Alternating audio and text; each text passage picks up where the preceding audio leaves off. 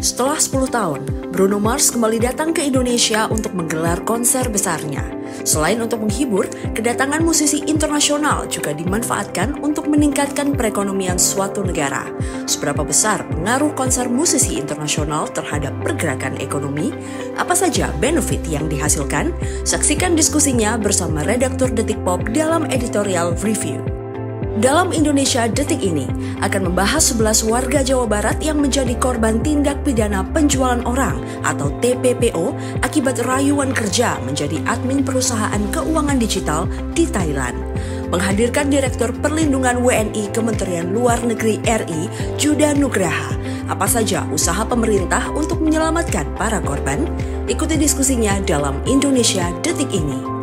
Menjelang matahari terbenam kali ini, Detik Sore hadir dengan pembahasan spesial mengenai cerita di balik layar program Detik Sore.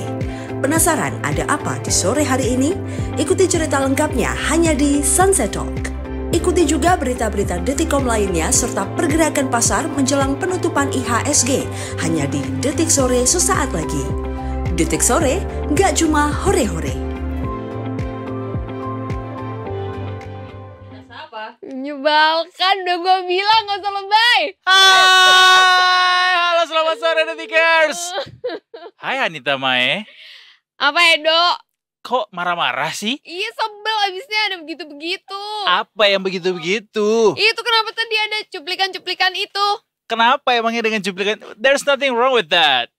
Chill. Suka. It's gonna be fun, you know? Like what Detikers want for today adalah fun. Mas Yansa, maaf kodenya.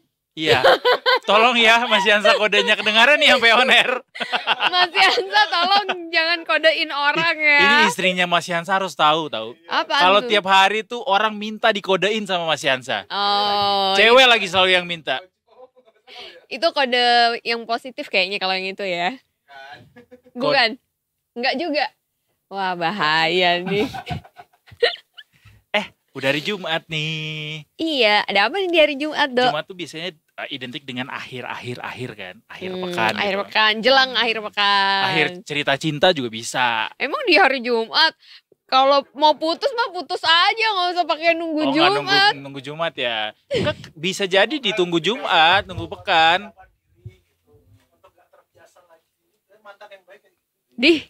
Oh ada jatah mantan ya? Jatah mantan tuh sebenarnya artinya positif apa negatif sih? I don't know. What is the actual Tergantung definition kalian merepresentasikan. Oke, interpretasi lo apa? Menginterpretasikan. Yang biasanya positif itu. Itu kata si Mas Yansa tadi kan sebelum putus beneran tuh biasanya, lu ingat gak kemarin si Mui bilang meskipun mereka udah mantan tapi masih tetap ada sleep call. Itu jadi kayak ada. Lalu jatah mantannya di mana? Ya Jatah itu, ya harusnya kan lo nggak perlu ngeladenin mantan lo lagi dong, minta sleep call atau minta ditemenin ngobrol sambil di jalan, right? Nggak ada putus baik-baik sih menurut betul. gue. Gak ada yang namanya putus baik-baik. Kayaknya dia relate banget ya. Oh ini baru kejadian nih. Hah, baru kejadian? Apaan? Enggak, gue cuma setuju bahwa oh iya bener gak ada putus baik-baik. Gue setuju. Iya bener. Karena biasanya kalau udah berpisah tuh kayak Ya nggak ada udah yang bisa something dikomunikasikan wrong, berarti iya. komunikasinya jelek. Iya bener, pasti nggak baik-baik lah.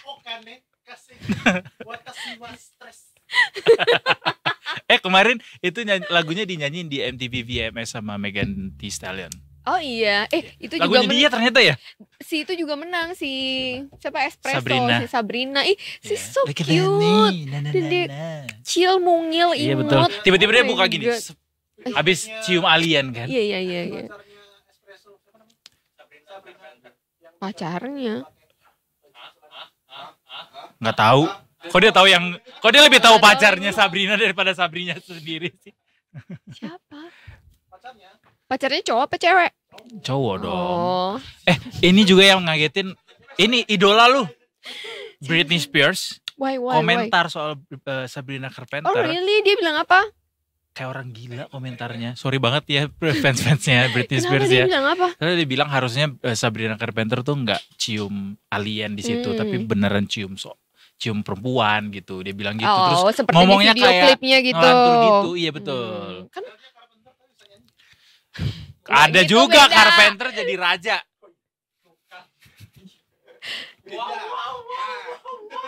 Bukannya Britney emang agak-agak ini lagi terganggu.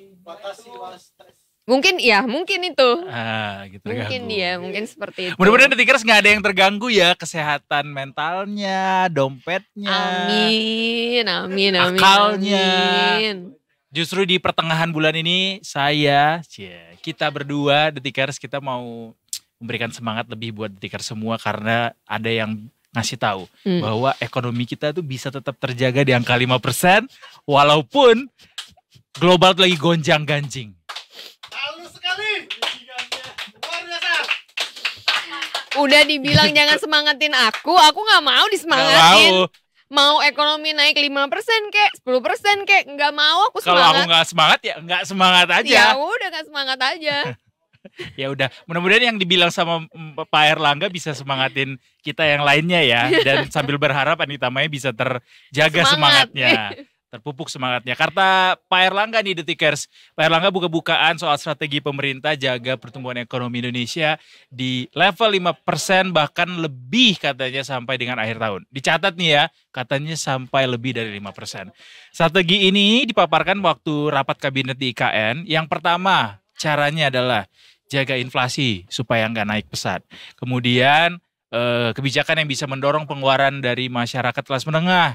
Jadi kayak misalnya kelas menengah ini mulai ngerem daya beli belanja, terus bisa dicari kebijakannya supaya mereka bisa aktif belanja lagi. Dan terakhir adalah menggenjot belanja pemerintah buat mutar ekonomi gitu. Pemerintah belanja apakah dengan utang ataukah enggak, tapi kalaupun dengan utang, ada nih lembaga yang bisa bikin utang atau ongkos utang pemerintah tuh jadi lebih murah dong. Wih, bunganya rendah berarti. Boleh gak saya bacain? Boleh. Iya kan? Daripada salah, iya kan? Ini kan Detik Sore informasinya valid, akurat, terupdate. Bukan lagi. Kalau sampai salah baca kan bahaya. Bahaya bro. Jadi gimana caranya? Bahaya bro, nanti viral bro. Oh iya benar juga. Tolong dipotong-potong yang dulu-dulu ya. Tolong dipotong-potong yang bagus aja udah ya. disiapin kok yang dipotong-potong. Tuh kan. Nyebelin banget.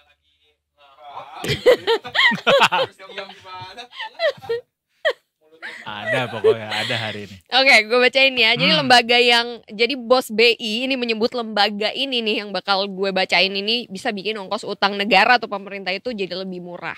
Terbentuknya lembaga sentral Counterparty atau CCP disebut bisa menurunkan biaya utang pemerintah Indonesia. Menurut Gubernur Bank Indonesia Peri Warjio, CCP ini bakal diluncurkan pada 30 September mendatang. Nah, kalau selama ini kata beliau nih ya, bank yang memiliki surat berharga negara atau SBN itu nggak perlu menjual asetnya saat membutuhkan likuiditas.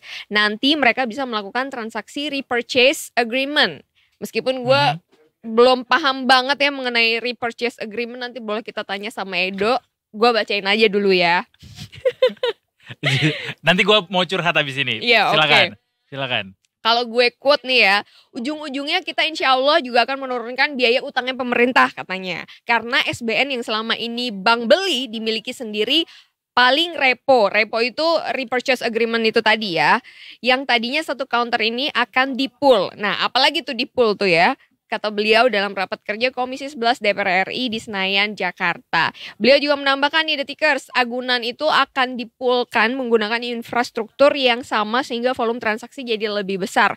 Oleh karena itu, CCP ini dinilai memberikan banyak manfaat termasuk dalam hal manajemen resiko kegagalan atau mitigasi resiko kegagalan lah ya. Kurang lebih seperti itu Detikers. Mantap. Memang Central Counterparty ini jadi salah satu sentimen juga pada akhirnya di pasar ketika BI mengungkapkan bahwa mereka akan bangun lembaga ini. Tapi jujur ketika lo bilang tadi ada repurchase agreement di repo kan. Waktu gue pertama-tama liputan di Bank Indonesia, hal yang selalu bikin gue migrain ketika liputan ke sana adalah ketika itu udah menyangkut soal repo. Kenapa? Gue gak ngerti, Mai. Sumpah. Repo, makro prudensial. Udah dah, apa istilah-istilah moneter gue pusing gue. Tapi yang sepemahaman pendek gue sejauh ini, kayaknya CCP ini jadinya semacam lembaga yang bisa tadi kan bilang bisa memitigasi risiko gagal bayar bank kan. Jadi misalnya ada lembaga atau bank atau perusahaan Indonesia ngeluarin surat utang, terus nanti ada si CCP ini supaya bisa apa ya, kalau misalnya ini dibeli sama bank sendiri selama ini, nanti bisa dibeli sama si CCP ini, kayak gitu kayaknya sih. Tapi untuk lanjutnya, correct me if I'm wrong, nanti kita bisa jelaskan lebih dalam di waktu-waktu ke depan gitu, Detikers. Oke, karena nanti juga baru akan diluncurkan 30 September kan. Right. Kita akan lihat nanti kelanjutannya seperti apa. Pantengin terus Detik Sore Detikers. Tentunya bersama Anita Mae tentunya, dan juga kita-kita di sini. No comment. Hari ini nggak ada review market ya? Iya nih Mbak Sheryl ngobrol-ngobrol lagi aja. liburan ke Penang sambil berobat, sambil cek kesehatan. Iya. Iya digigit monster. Udah kita bahas kemarin digigit monster. Monsternya tapi kecil. Semut. Semut. Mbak Sandra lagi sibuk juga kayaknya ya jelang weekend ini. Jadi ya udah ada Edo dari Detik Finance, bukan dari Detik Sore kali ini. Tiba-tiba berubah ya? Berperan jadi Detik. Oke, kita panggilkan Edo dari Detik Finance. Terima kasih. Ya. Oke, Edo, IHSG kita hari ini seperti apa, Dok? IHSG boleh saya cek dulu Oh iya di boleh, RTI? ya HP saya di sana lagi. Oh ya, sentimen Oh iya dulu, benar-benar Mbak. ada sentimen ya. Makanya mulai ampun. lupa nih, udah mulai lupain aja padahal belum juga kelar. Enggak, soalnya kan nggak ada narsum. Oh iya. Oh gitu. Oke deh kalau gitu, karena saya punya narsum ternyata ya, saya baru tahu Detikers. Kita lihat dulu sentimen-sentimen yang mempengaruhi pasar hari ini. Silakan. Salah. Kampret.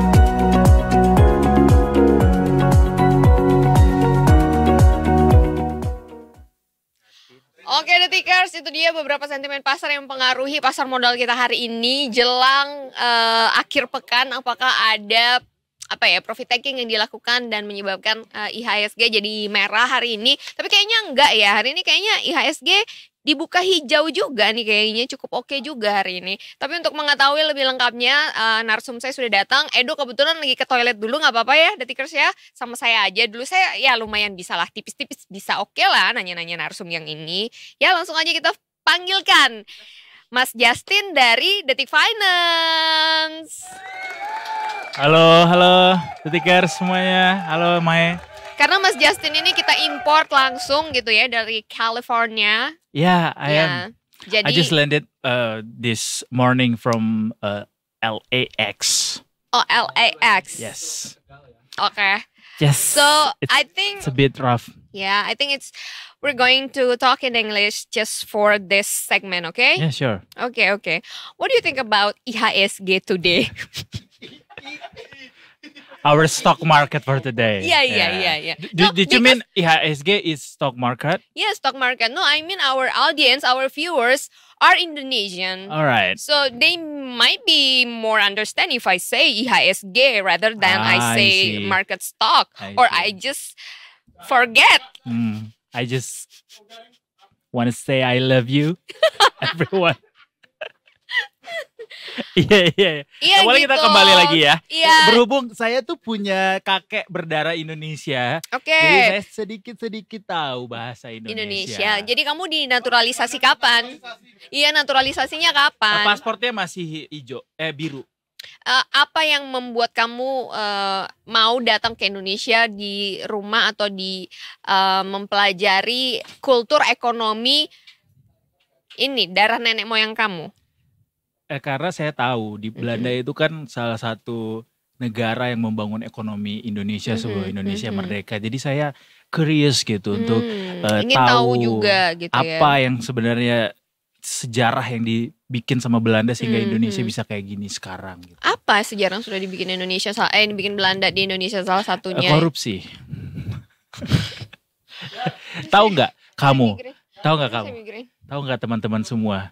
Kalau budaya korupsi di Indonesia itu juga salah satunya berasal dari VOC. Iya, betul VOC sekali. itu juga gagal akhirnya. VOC itu kan pernah jadi perusahaan terbesar di dunia ya. Di dunia, dan dia tuh dikasih kewenangan penuh gitu sama kerajaan Belanda ya untuk memonopoli perdagangan di seluruh dunia gitu ya. Dia punya monopoli, daerah jadi jajahannya. daerah jajahannya tuh benar-benar punya power. Jadi dia mau beli sebanyak apapun it's okay gitu. Nggak ada regulasinya ya. Betul, tapi karena mereka Korup, akhirnya bangkrut. lama-kelamaan runtuh lah itu akhirnya. Kalau VOC nggak bangkrut mungkin kita masih, mungkin gak sih? Nggak ya, karena kan Kayaknya sih Martin Paes nggak perlu dinaturalisasi ya. katanya Martin Paes udah takut dilirik sama Belanda, takut balik ke Belanda. Nggak boleh balik lagi kalau udah main di pertandingan FIFA tuh. Iya, kalau udah pakai nama satu negara, mewakili satu negara nggak boleh lagi. Ayo benar-benar. Nanti kita bahas itu yang soal yang lagi rame-rame dikritik sama mantan dubes. Apa yang Pak mana? Peter Gonta. Yang Ya, yang nanti naturalisasi. Iya, betul. Ya. Emang boleh. Eits. Ya udah kita balik lagi ke ISG ya. Nah ya, tadi kan udah lihat tuh beberapa Iya, sentimennya. Oke, Justin, gimana kamu ngelihat pasar hari ini? Saya boleh nyontek nggak sih RTI-nya? Boleh. Apa yang terjadi? Oh, wow, RTI kita kayak Iya, lumayan agak naik turun ya hari Betul, ini. kita baca aja ya market hari ini. Hari ini market dibuka di level 7.798. Sebenarnya grafiknya naik. Naik Di ke puncak awal-awal. gunung. Betul, sampai ke sesaat sebelum masa sesi 1 berakhir, ISG itu masih di zona hijau. Sampai akhirnya ditutuplah sesi pertama di sebelum jam 12 siang itu di level di bawah 7.798 detikers. Akhirnya ISG berjalan di level zona merah sampai akhirnya dibuka kembali setelah sholat Jumat selesai Di sesi 2. di sesi 2 dan ISG di jam 2 siang ke jam 3 itu udah mulai naik lagi. Naik lagi nih kayaknya nih ya. Benar, naiknya tapi tipis-tipis sampai akhirnya ini per jam 4.03 ISG hari ini ditutup di level 7.812. Naik lagi ternyata 13 poin lagi atau 0,18%. Which is another all time high buat IHSG. Really? Yes. Another all time high? Oh my god. Berarti kita next week harus ini dong, harus sebelum bisa gak sih kita mungkin ngelihat di hari Minggu memprediksi kira-kira apa yang bakal terjadi di hari Senin untuk marketnya, karena kan rally terus nih. Nah, kemungkinan ada yang karena udah naik terus beli, maybe ada yang mau profit taking. Iya. Analisis ini tidak untuk jadi panduan ya detikers ya, tapi berdasarkan pengalaman. Dulu ya. Iya. Berdasarkan pengalaman seperti yang disampaikan oleh teman-teman dari investasiku, kalau market itu udah kelewat lama ijonya atau udah tinggi banget, biasanya dia akan cari waktu untuk jual, karena biasanya kalau market hijau berarti orang udah banyak yang untung dong. Iya. Asumsinya, logikanya. Sehingga kalau udah untung harusnya mereka jual. Betul. Ketika saham-saham ini pada dijualin berarti marketnya akan berkurang tuh. Sehingga nanti dia akan merah, akan koreksi. Baru nanti akan naik lagi kalau misalnya orang udah beli si saham yang dijual-jualin ini. Yes. Nah, dengan dia levelnya 7812, harusnya ISG di hari Senin nanti itu akan mulai melandai lagi. Mungkin gak sih market kita tuh juga dipengaruhi sama si konsernya Bruno Mars ini. Kan katanya konsernya Bruno Mars ini menggerakkan duit tuh lumayan gede gitu. What do you think? Kalau menggerakkan secara langsung sih enggak ya. Karena ya yang bawa Bruno Mars juga bukan perusahaan yang melantai langsung IPO. di pasar modal kan. Sehingga tidak ada pengaruh langsungnya tuh ke sana. Tapi mungkin lebih ke menambah gairah ekonomi di Indonesia. Bahwa ternyata misalnya nih konsernya membawa perputaran uang atau ekonomi yang lebih banyak. Sehingga akhirnya membuktikan bahwa oh ternyata orang Indonesia daya belinya masih oke gitu. Sehingga ini jadi patokan juga buat investor bahwa oh kondisi optimis, dalam ya. negeri itu baik masih ekonominya gitu. Orang-orangnya masih pada kuat daya belinya. Sehingga para investor asing itu berani buat naruh duitnya di Indonesia lewat saham-saham yang ada di pasar modal. I see. Tapi kalau Bapak Justin bisa ngelihat nggak sih Pak ini yang menopang perdagangan kita hijau gitu hari ini, bisa dijabarkan kepada kita, dielaborasi? Apa ya yang menopang ya? Kayaknya kita masih pakai acuan yang disampaikan oleh Mbak Sandra kemarin ya Detikers. Karena memang teknologi. Kalau sektornya saya nggak bisa lihat hari ini, tapi yang pasti sepertinya ini masih ada hubungannya sama rencana pemangkasan suku bunga The Fed itu. Karena memang kan sebentar lagi nih ya, di akhir-akhir sebentar September lagi, ya. tanggal 19, which is berarti tinggal seminggu lagi. Dan data-data dari dalam negeri juga cukup baik yang sudah dirilis gitu dari Amerika Serikat maupun dari Indonesia juga. Indonesia inflasi juga terjaga. Sepertinya sih lebih banyak dominasi positif itu sehingga bikin market tuh oke banget gitu. Termasuk rilis-rilis emiten-emiten yang ada di bursa Amerika Serikat dan juga di Indonesia. Kalau kita lihat beberapa berita hari ini itu ada beberapa berita yang tidak terlihat sih korelasinya dengan ISG hari ini. Tapi yang pasti ini kenaikan ISG hari ini itu selaras sama penguatan rupiah juga. Nilai rupiah kita ini. ya. Rupiah berapa hari nilai ini di rupiah 15.395, which is good sebenarnya, turun 0,19% US dollarnya. Secara year to date itu udah sama tuh kita, jadi kayak di awal tahun ini kita buka rupiah dulu di 15.395, sekarang udah balik lagi di 15.395, padahal kita sempat mencapai titik tertingginya tahun ini di 16 ribuan kan kemarin tuh.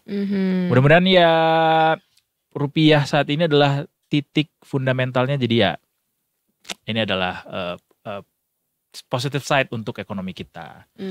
Ini berjalan sejajar juga dengan harga emas ya Dok ya? Wes, iya benar. Kita coba cek harga emas di dalam negeri hari ini ya. Katanya harga emas cetak rekor Detikers di hari Kamis kemarin ya, di penutupan perdagangan kemarin gitu. Katanya pecah rekor sejarah baru nih penutupan perdagangan di Kamis itu melesat naik 1,8% ke harga 2.556,86 per ons US dollar tuh. Betul. Dan memang kalau kita lihat harga emas di dalam negeri itu kan tadi yang di harga emas dunia ya. Kalau yang di dalam negeri kita lihat harga emas Antam, harganya juga naik cukup tinggi, melonjak cukup tinggi hari ini di angka 1,429.000 per gram, atau naik 20.000 per gramnya hari ini. Ini sepertinya juga another all time high buat emas deh. Iya benar-benar. Karena cetak rekor ini. Iya. Oke, harga emas pernah lebih tinggi lagi ternyata Mae, untuk dalam negeri itu di tanggal 1 Agustus kemarin di angka 1,433 juta. Kalau sekarang kan 1,429, tapi masih sangat tinggi gitu. Which is kalau misalnya kalian simpan emas bisa jadi salah satu cara untuk dapetin dana segar dengan jual itu sehingga dapat keuntungan. Nanti mungkin uangnya bisa dimasukin ke ISG. Benar, bisa untuk beli bagus, ya. Saham lain lagi. Tapi ini kan lagi tinggi harganya, Dok. Betul sih. Ada yang lagi bisa murah nggak ya? Bisa ngeliat nggak ada yang kira-kira yang harganya lagi ini, karena kan banyak yang lagi naik-naik. Tapi bahaya gak sih? Maksudnya itu jadi satu indikasi gak sih kalau kita mau beli, yang lain pada naik, dia doang nih yang harganya mungkin steady atau bahkan di bawah gitu. Jadi dia ntar susah naik juga dong. Iya, kenaikan harga saham tidak semata-mata tergantung terhadap apa yang terjadi di dunia saja sih. Kadang-kadang juga misalnya dunia tuh lagi gonjang-ganjing, tapi kok dia harganya bisa bagus gitu misalnya. Mungkin kita akan worry karena harganya bisa jadi karena ada gorengan dari pihak tertentu gitu misalnya. Tapi kita harus lihat juga kinerja dia kayak gimana sih sebenarnya, benar nggak itu menandakan bahwa wah ini harga saham memang lagi bagus-bagusnya karena memang kinerjanya bagus gitu. Nah itu bisa dilihat salah satunya. Tapi ketika Maya tadi nanya apa sih, ada nggak sih yang bagus hari ini, misalnya yang harga bagus itu artinya yang mungkin menarik dilirik karena harganya lagi murah gitu ya. Kalau yang lagi murah gue nggak tahu ini murah apa enggak, tapi kita lihat misalnya sektor perbankan Perbandingannya ya. sama yang lagi Iya. hijau semua kan. Betul. Mm-mm. Sektor perbankan misalnya yang sering kali disebut sama teman-teman dari investasiku bahwa ini adalah yang menarik karena secara jangka panjang dia naik terus harganya. Hmm. BCA hari ini turun. Mhm. Turunnya juga cukup dalam 0,48% atau 50 poin, tapi masih mahal sih harganya 10.425 Per lembar. per lembar sahamnya. Yes. Kalau year to date itu dia udah jauh dari awal tahun. Kalau misalnya Mae beli di angka 9.000 nih awal Mhm. tahun dia, Mhm. hari ini udah 10.475. Dia naik 10,9%. Jadi kalau uangnya kemarin diinvest 10 juta di BCA di awal tahun, per hari ini Mm. uang kita nilainya udah naik 10,9%. Is it a good deal for you? Ya kalau uangnya nggak di-apa-apain, nggak diputer-puterin, Iya. ya udah ditaruh aja. Tentu ini ya. lebih baik ya. Iyalah. Betul. Maksudnya ibaratnya nih nggak, tanda kutip nggak effort apa-apa gitu kan. Betul, Tinggal betul. nunggu aja nih kayak gimana dinamikanya yang mempengaruhi. Right? Why don't you start? Saja Edo. Terus Edo dia bilang gini, Justin. Nggak tahu aja lu, gue udah beli 50 lot saham Amin. BRI, 50 lot BCA, Amin. 50 lot Mandiri. Amin. Makanya tadi gue udah chat Siva tadi. Oh. Siva, gue minta Cepetan bukti dong dong. Iya. pembayarannya. Kok yang ini belum, Kok baru segini? Gue mau beli saham nih. Asik. Bisa aja modusnya. Itu BCA ya. Coba Ya. kita lihat saham-saham perbankan ya, biar encourage juga teman-teman. Oh, oke. Teman-teman nih katanya soalnya kita kan udah berbusa-busa ya mulutnya di sini ngomong ya, tapi katanya masih belum terlalu berani untuk Iya. masuk ke pasar modal gitu. Oh mungkin ini juga kali yang mempengaruhi. Gue berapa ya naruh duit ya, kalau cuman katakanlah nih misalnya, kalau cuman beli 1 atau 2 gak berasa ntar ke depannya. Apa ngumpulin duit dulu ya buat tanda kutip modal nih, buat biar sekalian nyimpan. Ibaratnya nyimpan dalam beberapa waktu lagi bisa diserok tuh keuntungannya gitu kan. Maybe, I don't know. Oke, itu mungkin bisa jadi salah satu acuan karena memang belum pernah Nyoba. nyoba kan. Hmm. Tapi harusnya pendekatannya nggak kayak gitu sih. Hmm. Pendekatannya adalah now or never. Jadi kayak kalau lo nunggu-nunggu nanti bisa jadi harga sahamnya malah jadi lebih mahal gitu. Jadi mendingan start sekarang kayak BCA tadi misalnya harganya 9.000 itu waktu awal tahun mungkin kita mikirnya kayak mahal nih masih nih. Turun lagi bisa kali. Ternyata harganya justru naik.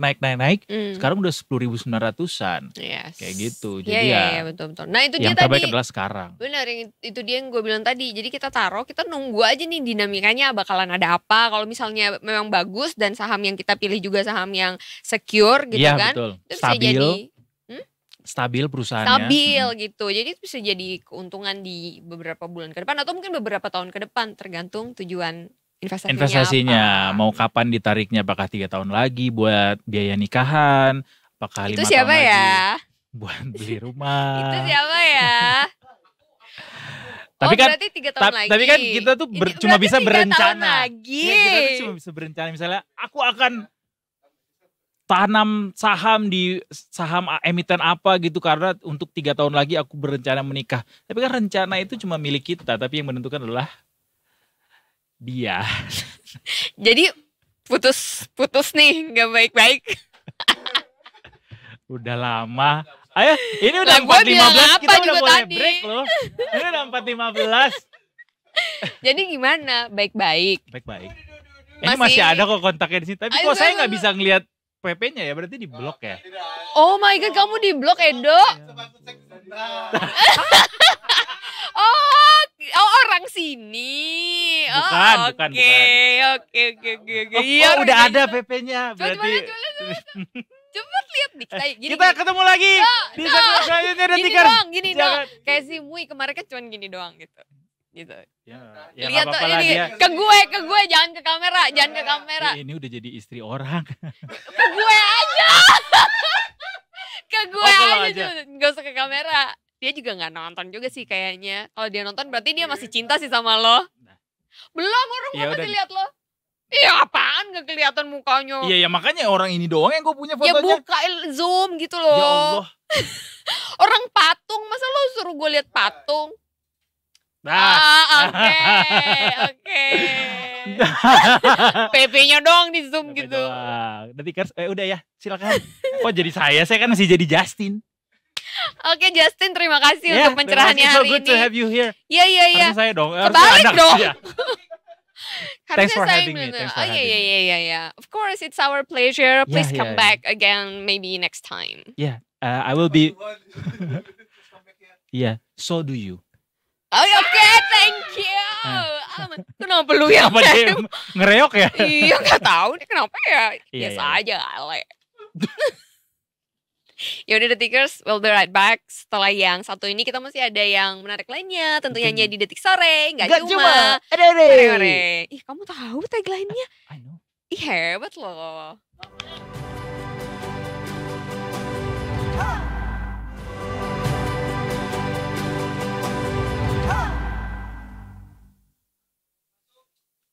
Oke. Masih di Detik Sore, Detikers. Yes, and I'm back. Eduardo Simarangkir. Oh, iya, oke. Yes. Where's Justin? Oh, Justin tadi udah dapet jatah kopi, dia pulang. SMP. Mm-mm. Siap menganalisis pulang. Pulang dia, udah Iya. selesai pulang, udah terima jatahnya dia, udah cus dia. Gak sopan ya. Oh, sama yang udah baik-baik. Yang ini belum baik-baik soalnya ya. Ya udah nggak apa-apa. Iya, nggak apa-apa. Supaya buat mood kamu baik-baik hari ini Edo, kita bahas Bruno Mars aja. Kan kamu katanya ngefans Nggak apa-apa. banget Nggak, sama Bruno Mars. iya ngefans ya. Aku dengerin dia. Aku Oke. pencinta musik. Kita Ya. tanya yuk sama yang nonton konser Bruno Mars. Kira-kira lagu Bruno Mars yang Udahlah nggak usah mantannya Edo betul, mulu. nggak usah. Ya Allah. Nggak usah. Bingung orang nanti yang mana satu ya gitu. yang mana satu? Iya. Apa tadi? Makanya mau bridging ke narasumber kita. Kita tuh mau nanya-nanya sama orang yang udah nonton konsernya ini di Indonesia. Iya, kan kamu ngefans tapi kamu nggak nonton kan? Betul. Kita tanya sama yang udah nonton, kayak gimana sih vibes-nya di sana tuh emang beneran se-hype itu kah atau kayak gimana gitu? Ya nggak sih? Langsung aja kita tanya. Karena memang di media sosial banyak orang yang selain I'm in Jakarta right now. Selain itu Takut Juga banget sih jujur. ada yang marah-marah karena restricted view dapatnya. Padahal udah belinya tiket yang Mahal-mahal. VIP. Yang VIP juga ada gitu-gitu. Ya, oke, kita kalau tanya aja gitu. langsung sama orangnya di sini. Kita udah kedatangan Bruno Mars! manajernya Bruno Mars. Oh. Ada Pinkan dari Detik Pop, Detikers. Pinkan gimana album barunya udah kapan rencananya akan Album baru dikeluarkan? Salah. Katanya Pinkan sekarang jualan singkong katanya. Jualan apa? Pisang goreng. Oh, pisang Oh. goreng. Masih live Sekarang. di TikTok? Masih kayaknya. Masih ya. Kayaknya. Sama suami baik-baik aja ya. Baik-baik Alhamdulillah baik-baik ya. aja, cuma tinggalnya beda rumah aja Oh, kali beda ya. Oh berarti rumah. udah gak baik-baik aja dong. Kalau tinggalnya beda rumah. Gimana dong? Oh kalau udah sampai pisah gitu berarti there's something wrong ya? Ya iyalah. Gimana sih ente? Kirain. Ente gitu. Kita mau bahas Bruno Mix Detikers, yaitu efek ekonomi dari kedatangan Bruno Mars ke Indonesia. Ini kan oke. kedatangannya Bruno ini, Bruno, deket banget gua Bruno. Mas Bro. Adalah yang pertama Kang setelah Bruno. 10 tahun ya. Iya benar. 10 tahun dan langsung 3 hari. Iya. Ini Katanya Pinkan nonton. kemarin Iya, yang hari pertama. Hari pertama nonton hari pertama. Kayak gimana testimoni dulu dong? lo meleleh nggak pas dia bilang aku kangen kamu sayang. Atau malah kayak Lo teriak nggak? clingy banget. Iya kalau soal yang dia melokal gitu ya. Iya. Itu nggak expect juga sih, maksudnya kayak ya banyak gitu kan musisi luar negeri yang datang ke Indonesia konser terus Bahasa gaya-gaya Indonesia ala-ala ya. bahasa Indonesia iya. Cuma kalau dia tuh sampai Gimmick. dibikin Lagu lagu ya, yang aku sayang kamu itu kayak kok nggak expect kayak wah keren banget Iya, gitu iya. kayak Sampai backup singernya juga ikutan iya ngomong iya juga terus ya. satu Nyanyi. stadion tuh Iya nyanyi maksudnya. iya satu stadion tuh langsung teriak semua Iya, gitu iya. kayak berasa dinyanyiin sama dia gitu. Tapi di momen jujur nih ya, ketika lo dengerin langsung waktu itu, Hmm. kedengeran gak bahwa dia bilangnya aku kangen kamu sayang atau kayak tadi dia ngomong apa gitu? Kedengeran jelas Kedengeran banget. ya, berarti bagus artikulasinya. Iya benar. Kalau kayak ya membandingkan sama musisi yang sebelumnya, dia kan masih agak gimana gitu intonasi bahasa Indonesia. Tapi kalau ini 100 ya. kalau ini gue berpikir nih dia belajarnya cepat atau lama ya untuk Atau ini Bruno Mars yang benar apa yang di TikTok ya? ya benar-benar. Iya. Tapi tim kreatifnya oke sih maksudnya Oke ya? untuk bikin alur kayak nanti kamu ngomong ini itu Iya. dapat sih. Kamu sebagai penonton ketika datang ke sana kan ini banyak kayak tadi Edo bilang nih ada banyak yang komplain nih, ada yang masalah view-nya kurang oke dan lain sebagainya. Kamu kemarin ada mengalami kendala-kendala nggak sih waktu datang nonton konser? Apakah dari misalnya pemeriksaan tiketnya kah atau pengamanannya atau apa gitu? Ada nggak? Enggak sih, kan aku nonton di Festival B ya. Di sana oke-oke aja sih. Cuma memang kalau dilihat dari yang video-video yang ada di sosmed tuh ternyata Festival B tuh memang jauh lebih padat dibanding yang di A. Tapi memang padat sih, cuma masih oke lah. Dan panggungnya juga mungkin karena panggungnya dia enggak yang ke depan-depan kayak Coldplay atau Taylor Swift gitu kan, Cuma jadi dia di satu tempat itu iya aja di ya. depan gitu ya satu baris Iya. gitu doang kan, jadi kayaknya interaksinya ke penonton yang di festival tuh agak kurang juga sih Kurang, gitu ya. aja sih. Tapi menurut kamu uang yang sudah kamu bayarkan untuk membeli tiket terbayarkan nggak dengan penampilan Bruno Mars? Untuk tiket dan experience-nya terbayarkan sih. Iya. Terbayarkan ya. Iya. Tapi secara sound aman. Tapi Aman, biasanya kalau sound di aman. festival sih sound akan selalu aman ya. Iya, karena depan kan. Iya, Iya, benar. yang biasanya selalu bermasalah tuh di cat biasanya di tribun Iya di gitu-gitu. tribun, dan katanya tribun paling atas juga ya kedengeran sih sebenarnya, cuma dari segi apa ya panggungnya yang nggak kelihatan sama sekali gitu. Oh nggak kelihatan. Kelihatan cuma dari samping gitu Iya, loh. kecil ya. Ada yang kayak- cat. Yang di cat paling parah di cat 7 sih, yang paling atas. Itu yang Nah, di, ini itu nih. di Jizz kan? Ini video yang VIP nih kalau nggak salah. Ya itu VIP. Dapatnya segini. Kayaknya Jauh mau banget ya. mau di Jizz ataupun di GBK cat itu view-nya kurang bagus ya, cat kanan, cat kiri. Iya kecuali iya dia bener-bener di samping tengah-tengah kan ya. karena Iya Betul. bener, waktu nonton konser Blackpink aku dapat cat ya, tapi yang Nggak di festival. enggak di cat aku. Tadinya mau nyari VIP tapi kan udah udah warnanya gila-gilaan Iya, kan parah. fans-fans ininya. Tapi aman nggak suaranya waktu itu? Nah itu suaranya agak Di Jizz juga kan? enggak di GBK. di GBK ya Di Blackpink GBK, ya. agak kurang sih menurut aku, kayak kurang jedang-jedung Makanya ketika nonton konser, gitu. usahakanlah dapat tiket yang festival sebenarnya, karena that's the Oh, real really? concert. Karena Aku sih malah pengennya VIP ya, maksudnya yang bener-bener di iya depan iya iya gitu. benar-benar duduk anteng terus dapat merchandise Semuanya juga. semuanya duduk di Oh, waktu konser waktu Blackpink. oh yang duduk. Blackpink konser duduk bener-bener semua. duduk yang Dan depan VIP. banget ya. Yang Persis. iya. Jadi nah kalau yang di permasalahan yang di Blackpink itu mungkin beda promotor juga ya, aku nggak tahu, tapi masalah seat, masalah kursi. Kalau di sana berdiri ya, nggak kursi ya yang Bruno Yang Mars. di festival berdiri ya, kalau yang kategori yang di atas itu sitting semua. Sitting semua. Paling mahal kategori apa sih? VVIP itu. VIP itu 7 VIP. juta 8 6 juta ya. Iya Kalau sampai plus 8 juta tax dan ya. segala Ada macam. ininya nggak ada, kalau kayak Coldplay kemarin kan yang bayar berapa, yang 11 Dapat juta dapat merchandise. merchandise atau bisa foto Iya, iya. bareng ya nggak sih, ada yang bisa ke Iya. backstage Oh, iya. gitu. Bruno Mars nggak ada. Bruno Mars tuh Dapat topi. setauku dapat Iya. merchandise itu topi itu sama ya itu akses VIP-nya aja. Tapi yang pada akhirnya jadi keluhan adalah di Indonesia dapatnya topi, sementara yang di luar negeri katanya dapat tote bag sama tumbler kalau nggak salah. Iya benar. Kayak gitu-gitu benar. sih ya. Kita dapetnya cuma 1, di luar dapat 2 gitu. Betul. Banyak iya. yang ngeluhin soal itu juga sih emang. Terkait harga juga nggak sih kalau sama yang di luar? Bisa jadi sih Kak, karena kan mereka ekspektasinya udah tinggi nih, merchandise yang melihat negara-negara lain kayak oke nih merchandise akan sama gitu, mungkin mereka ekspektasinya ke situ, tapi ternyata nggak sesuai ekspektasi ya.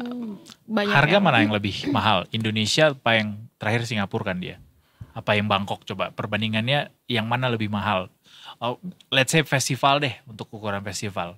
lebih mahal? Kayaknya di Indonesia lebih mahal deh. Indonesia lebih mahal ya. Ah. Terbukti bahwa pajak dan segala macamnya Iya, itu cukup iya, itu membebani termasuk ya. pajak ya benar. Mana ini mau ditambah lagi pajaknya katanya termasuk dicukain kan? Iya, pajak Iya, konser, benar-benar. benar-benar. Tapi kalau dengan harganya yang lumayan pricey, lebih pricey daripada yang negara-negara lain, cukup nggak sih banyaknya uang yang didatangkan atau yang ditarik sama Bruno Mars ini untuk ya secara ekonomi, kita bisa lihat sektor dari ekonomi kayak gimana pengaruhnya? Menurutku ini sangat membantu ya perekonomian, karena konser ini kan besar banget dan 3 hari lagi. iya punya dampak yang besar banget, bahkan sampai wisata asing, turis gitu juga banyak yang datang di sana waktu itu. Dan dari segi apa ya, penginapan, terus transportasi dan lain-lain. Itu berpengaruh banget, apalagi ini 3 hari gitu. Iya sih. Banyak bule juga kemarin dilihat. Banyak banget. Tapi penuh gak sih? Di mana? Di festivalnya? Buat festival dan juga di tribunnya. Keseluruhannya mungkin kelihatannya. Kalau di kategori 7 dan lain-lain itu penuh.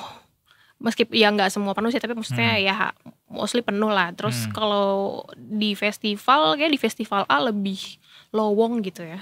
Tapi kok katanya tiketnya udah sold out? Kalau yang di hari pertama dia belum ya, karena kan hari pertama itu kan tambahan dari hari. Jadi pertama announce itu tanggal 13 sama 14 September. Lalu ya mungkin antusiasmenya banyak gitu yang mau heboh segala macam, akhirnya ditambah lagi 1 hari tapi jadi di hari sebelum 13-14, jadi di tanggal 11-nya. Nah di tiket tanggal 13-14 itu udah sold out, yang 11-nya tuh belum gitu. Oh justru di 11-nya, yang sebelumnya Iya, justru ya, iya. yang tambahannya ya. Tambahan harinya belum sold out. Tahu gitu nonton gue. Nonton dong, masih ada 2 show lagi nih. Kan udah habis tiketnya. Ada pasti calo-calo yang nawarin di depan gerbang. Ada. Masih ada nggak? Banyak banget. Masih ada kan? Yang nawarin. Tapi kan udah gelang, biasanya- udah gelang gitu ya. Udah gelang. Oh udah gelang. Enggak, biasanya kan kalau calo-calo itu bakal banting harga tuh udah deket-deket mau mulai konser Betul. gitu ya. Udah sekitar 1-2 lagu mulai tuh udah dibanting harga deh. Berapa aja deh terkejual, yang penting kejual gitu. Daripada rugi. Lagu ya kan? pertama apa? 24 Karat Magic. Iya betul. Kedua apa? Kedua itu apa ya? Aku lupa. Lupa apa ya? Kedua Pamungkasnya apa pamungkasnya? Uptown Funk. To the Bone. Oh itu beda lagi ya. Mohon maaf. Lagu Pamungkas. Ih dia beda banget ya mukanya sekarang ya. Emang dulu gimana waktu kamu masih jadian sama Bruno? Apa? Mungkin karena lebih kurus kali. Mungkin karena Atau pakai topi. Apa gayanya? I don't know. Atau angle? Ih, mirip Fadel lagi. Padahal siapa? Oh iya, berapa? Apa pertama apa? 24 Karat. Terus? Oh iya, benar-benar. Iya. Oh dia Mary nih. Encore-nya nyanyiin juga Uptown Funk ya? Iya, Uptown Funk encore. Kan itu tadi 24 Karat Magic, Finesse sama apa Treasure ya? Satu lagi. Aduh 3 lagu itu enak banget lagi buat joget. Iya, Kayak miss 3 lagu Iya, itu benar. lumayan sih. Tapi ya untuk harga murah nggak apa-apa lah ya. Iya, nggak Kalau apa-apa. masih mau coba-coba gitu kehabisan tiket terus cobain datang ke sana. Tapi yang jadi masalah juga adalah Pingkan akses ke sananya masih jadi soal nih. Iya, benar. Masih jadi persoalan baik ke sana dan pulangnya. Which is ini juga jadi satu perhatian mestinya dari pihak promotor, dari artisnya juga. Karena pada akhirnya jadi daya tarik juga pada akhirnya untuk masyarakat bisa mau beli tiket itu kan. Iya, benar-benar. Jujur Apa? kayak Kayak tempat parkir gitu. termasuk Atau dari tempat parkir ke venue-nya jalannya lumayan. iya kayak gue misalnya sebenarnya gue akan mau aja misalnya tiba-tiba kepikiran datang enak kali ya buat beli di calo misalnya di depan kan sering banyak tuh last minute lah pokoknya belinya bisa aja gue lakukan itu kalau aksesnya itu gampang mudah ke venue-nya karena ada DJs which is udah banyak banget pengalaman akses ke sana buruk jadi gue nggak mau jadi itu salah satunya Iya. gitu Oh. kalau oke. ini juga jadi perhatian dari promotor nggak ada ngomongin soal itu. Jadi memang entah kenapa waktu presscon pertamanya Bruno Mars ini promotor memang udah bilang Jis udah pilihan pertamanya mereka, bukan Nggak bukan ada opsi pilihan kedua lain. atau Oh, iya. iya. The only option berarti. Iya benar. Jadi kayak mereka udah kerja sama pihak JIS gitu. Tapi kalau misalkan ditanya kemarin itu seperti apa di sana ya udah pasti tau lah orang-orang tuh JIS tuh ya pasti macet. Beneran susah kan? Beneran susah banget. Cuma memang si promotor ini dari awal menawarkan tempat parkir yang terjangkau yang masih bisa dijangkau pakai jalan kaki untuk balik ngambil mobil atau motornya di sana. Ya udah jauh lebih oke sih dibanding konser-konser di JIS yang sebelum-sebelumnya gitu. Udah jauh lebih oke. What do you mean jauh lebih oke itu? Apa perbedaannya dengan yang sebelumnya? Yang sebelumnya itu JIS itu kan memang nggak punya tempat parkir ya. Kayak ya udah jadinya kita parkirnya tuh sama warga lokal aja gitu.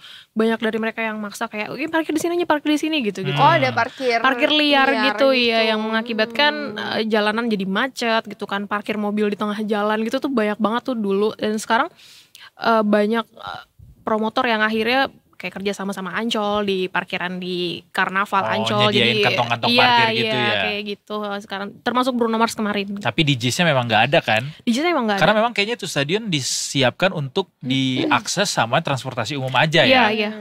Iya ya, dia mau bikin kayak semacam Singapore National Stadium tuh yang cuma diakses sama Benar, MRT benar. sama BRT gitu-gitu. Kan di sana juga ada Transjakarta yang memang tujuannya ke sana, tinggal jalan kaki udah sampai JIS. Udah benar-benar sampai di depan JIS-nya. Jadi kalau naik umum harusnya Lebih enak. aman kemarin. lebih aman, lebih enak. Tapi masih tetap banyak orang yang bawa kendaraan pribadi. Iya benar. Mungkin karena Jauh takut kali ya. jauh dan mungkin pulang malam juga. Iya, iya, Takutnya iya. belum udah nggak beroperasi juga sih. Jam berapa sih kelarnya? Selesai jam 11. Oh cepat. Jam 10 jam 11 ya. Mulainya jam setengah 11 lah. Mulainya jam setengah 9. Serius setengah 11 udah kelar. Iya. Ya ampun cepet. 2 jam lah, 2 jam. ya, 2 jam. Nggak nyampe 3 jam ya. Nggak nyampe 3 jam. Kalau nggak salah lagunya juga sekitar 23 lagu, terus ada 5 sampai 6 lagu yang di Di iya, medley. medley gitu. Oh di cut ya. Ya. Yang dia nyanyi lagu Aku Kangen Kamu Sayang itu mau ke lagu apa sih? Itu ke lagu apa ya, aku lupa. Calling All My Lovelies bukan? Iya kayaknya deh. Karena Karena yang ada telepon-telepon gimmick-gimmick itu ya. telepon, iya benar-benar.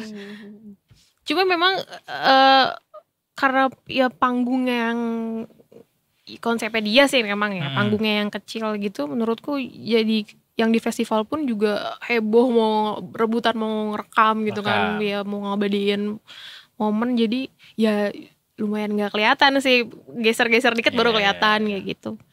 Buat masyarakat Indonesia itu PR sih yang ngangkat-ngangkat itu, karena mereka yang tinggi badannya Ya, tidak benar, mencukupi Kayaknya batas banyak itu. Kayaknya banyak artis juga yang kalau konser pasti akan ada satu pesannya dia, mungkin entah di lagu terakhirnya atau di lagu sebelum terakhirnya. Jangan ada yang rekam gitu Jangan ya. ada yang naikin handphone, please enjoy the moment kayak gitu. No gitu. way. Iya, benar-benar. Dia enggak ya? Enggak sih, dia bener-bener gimana ya, ngobrol sama penonton ya Interaksinya sedikit sedikit ada. ya? Ada ya sedikit. Karena mungkin dia kayak fokus ngedance sih. Oh gitu. Karena Atau full ya dance sama full nyanyi itu dance kayak terus. harus fokus gitu. Iya benar-benar ya dia full dance terus bener-bener kayak super mega bintang banget deh gitu. Iya, kayak ya udah gue nyanyi udah kelar gitu ya. Iya benar. Buru-buru ya, kesannya jadi kayak buru-buru gak sih? Buru-buru sih enggak, cuma Emang jadwalnya aja sempit gitu ya waktunya. iya ya. kayaknya dia memang fokus kayak Hmm. gue harus kasih penampilan yang terbaik nih gitu. Ih, biar bisa bayar utang. Itu dia memang, makasih udah dijelasin. Kayak emang Fokus kejar harus- target banget. Iya, fokus biar bisa bayar utang kan. Bener sih.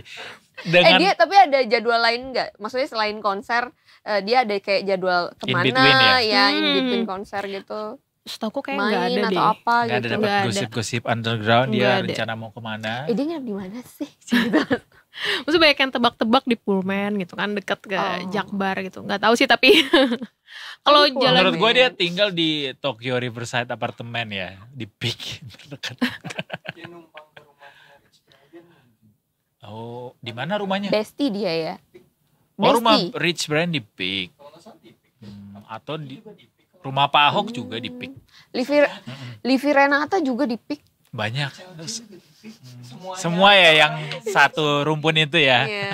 Itu juga siapa namanya yang si TikToker yang suka bagi-bagi duit itu yang cewek. Willy Salim. Bukan, ada yang cewek terus kawin sama Aduh gua gak tahu. sama Oh, Kayak ya, gini. Just No Limit. Oh. Siapa namanya? Oh, Siska Kol. Siska Kol yang suka bilang apa? Selamat mencoba. Tapi yang dicoba nasi padang lah di blender dijadiin es krim. Ya Allah. Balik lagi ke Bruno Mars, Ya. mumpung ada Pinkan di sini. Pinkan, ini kan Indonesia dapat jatah 3 show ya untuk Bruno iya benar. Mars. Kalau dibandingkan sama level ASEAN lah, let's say, kita tuh paling banyak kah atau gimana perbandingannya sejauh ini? ada sih masih ada. Masih ada yang lebih dari beberapa 3? negara yang 3. Kayaknya nggak ada yang lebih dari 3 deh. Singapura Paling banyak 3. Singapura kayak 3 juga, 3 hari. atau apakah ini jadi konser yang dijanjikan waktu itu sempat pemerintah bilang kita akan ikuti gaya Singapura memonopoli konser supaya uang-uang iya dari benar-benar. luar tuh datang ke Indonesia gitu. Apakah Bruno Mars ini salah satunya atau kayaknya there's another artis yang dimaksud sama pemerintah? Kayaknya Bruno Mars sih ya. Mm-mm. Dan tapi nggak bisa menyaingi di era store-nya Taylor Taylor Swift Swift di di Singapura ya. Singapura yang sampai 6 9, hari.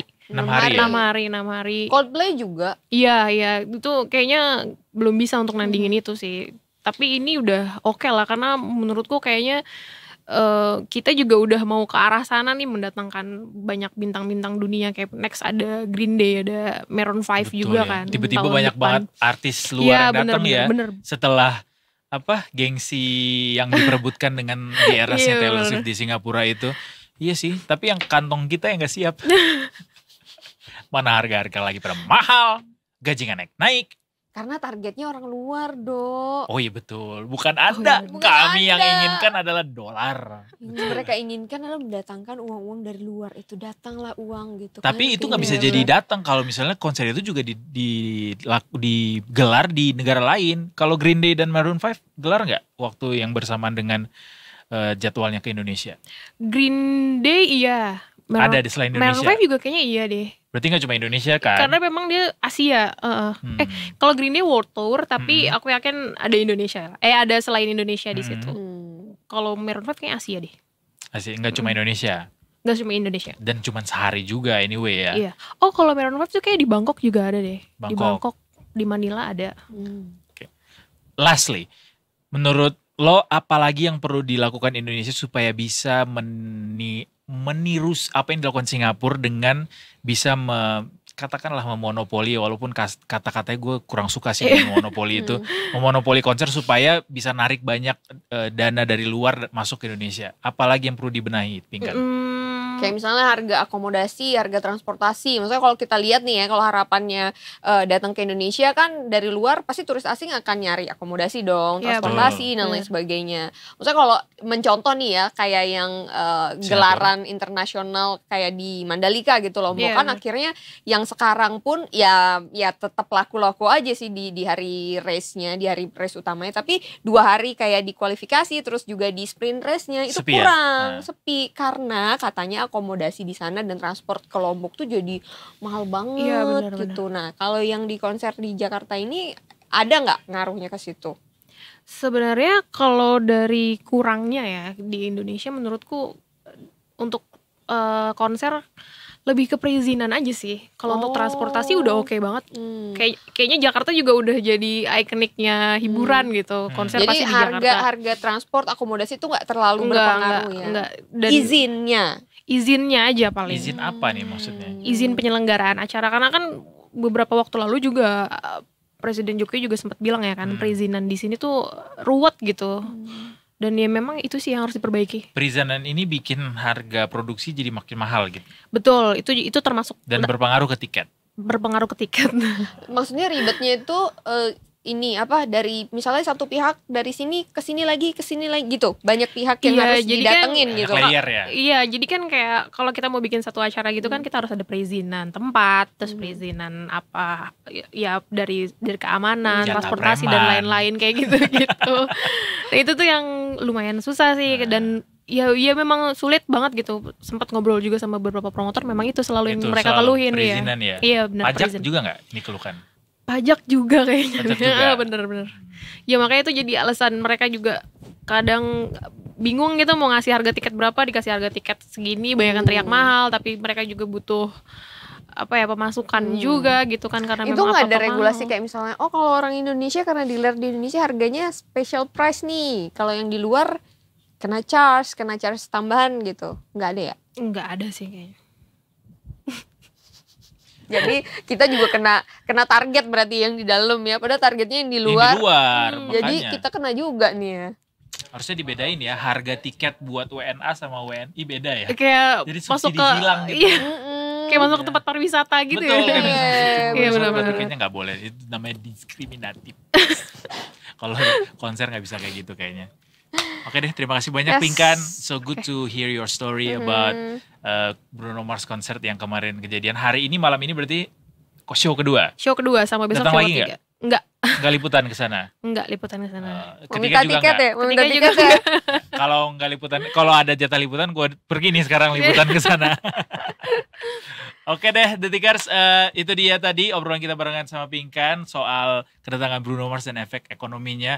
Mudah-mudahan makin terjangkau lah ya harga-harga tiket ini dengan Iya. segala macam Mudah-mudahan. hal yang jadi keluhan tadi bisa dieliminir sehingga mental kita bisa terjaga dengan kehadiran para entertainer dunia ini. Walaupun pajaknya kita mau dinaikin ya nggak apa-apa lah. Penting hiburan kita jangan dinaik-naikin. Oh, oke deh, yang anak konser banget.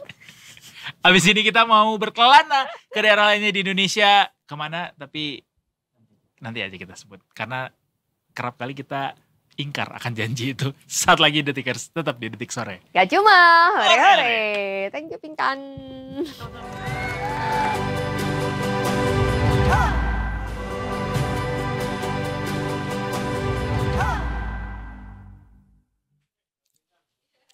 Masih di Detik Sore Detikers. Gak cuma hore-hore. Yeay. Aduh seru ya kalau ngomongin konser gitu ya Dok ya. Orang-orang luar atau artis-artis luar yang datang ke Indonesia, konser ke Indonesia. Kalau kita yang keluar itu biasanya jadi TKI atau TKW ya. Enggak dong. Enggak juga Kita ya. juga banyak tahu wisatawan kita datang ke luar tuh Oh untuk iya. berlibur. Untuk berlibur emang banyak. Tapi in term of kalau mereka kan datang ke sini untuk making money kan. Untuk Betul. bekerja untuk konser. Kita making money keluar kan artinya kita jadi tenaga kerja. Itu dong. Iya juga betul. Tapi bagus loh kalau misalnya kita lebih banyak keluar juga. Mae. Kenapa sih? Dia mau kemana sih? Kesini, oh belum ya? Belum Mae, itu Tete. Makanya gua kayak kita kemana nih Tamae? Ada namanya gimana sih? Gak fokus sekarang Oh itu kenapa iya, sih? ya ampun. Apa sih? Curhat dong mah. Ah, ih, Dia mau masuk ke pertanyaan soal tenaga kerja di Myanmar yang jadi korban. Gak apa-apa, ini aja, ini sedikit. Udah baca kan? Ya udah boleh, boleh apa? Baca. Ih, gantian. Bantuin kek. Jadi kita tuh nanti akan bahas soal tenaga kerja Indonesia yang terdampar di Myanmar jadi korban TPPO Detikers. Ya udah gitu aja, makasih. Kita mau akan bahas itu sama Juda Nugraha, perwakilan dari Kemlu. Tapi sebelum ke sana kita mau ke trending topik lagi, trending today dulu. Kita ke Tete, tapi bisa juga sih trending topik di Twitter. Di Twitter tuh Iya. trending topik kan? Trending topik juga kalau trending topik itu kan nggak cuma milik Twitter sebenarnya. Tapi sih. kan awalnya terkenalnya dari Twitter kan? Betul. Yang jadi trending topik apa hari ini, Mae? Jadi Pak Presiden Jokowi kan udah mulai berkantor lagi nih di IKN. Tapi kali ini tuh kayak dalam jangka waktu yang lama gitu ya. Lama. Tapi ini Pak Jokowi kan melangsungkan sidang kabinet terakhir dan udah mohon maaf nih jika ada yang kurang berkenan. Beliau minta maaf lah intinya. Minta maaf mulu Pak Jokowi, kenapa sih? Ya kan mau selesai masa jabatannya. Kok Anita Mae nggak minta maaf hari ini? Wah parah. Parah nih gue disama-samain sama Pak Jokowi nanti. Masa disamain sama Pak Jokowi. Oh, terlalu tinggi ya kalau disamain Pak Jokowi. Ya udah deh. Jadi nggak harus. Saya siapa tuh? Saya mah remah-remahan rengginang saya mah. Enak tahu remah-remahan rengginang kayak tinggal diginiin. Oh, takut banget. Makan dah tuh. Takut dimakan. Jadi Pak Jokowi ini aku lanjutin ya Detikers ya. Presiden Jokowi membuka sidang kabinet paripurna di IKN hari ini ya. Pak Jokowi meminta maaf kepada jajarannya yang hadir dalam rapat kabinet paripurna di Istana Garuda. Jadi diketahui nanti pada 20 Oktober kan masa tugas pemimpin Jokowi Ma'ruf ini akan berakhir dan akan dilanjutkan oleh Presiden terpilih Prabowo Subianto. Dan Pak Presiden Jokowi akan menyelesaikan masa kepemimpinannya selama 2 periode. Sidang kabinet paripurna ini dihadiri oleh Wapres Ma'ruf Amin, Presiden terpilih sekaligus Menhan Prabowo Subianto dan juga Menteri Kabinet Indonesia Maju.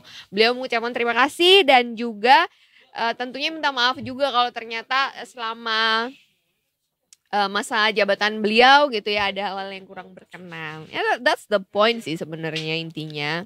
Menurut lo apa hal-hal yang kurang berkenan selama masa jabatan Pak Jokowi? Oh saya apapun yang Pak Jokowi lakukan saya berkenan. Siapa saya dimintain pendapat untuk berkenan atau tidak gitu loh. Lah masyarakat. Iya tapi kan apa yang saya lakukan kalau saya tidak berkenan saya mau marah-marah sama Pak Jokowi. Enggak, kan kalau berkenan gak harus marah-marah. Tapi saya terima maafnya Pak Jokowi sebagai minta maafnya ke masyarakat Indonesia kan. Iya Jadi, dong. kita iya. terima maafnya. Kita terima kan, maaf Mai? ya, Pak. Terima Terima. dong.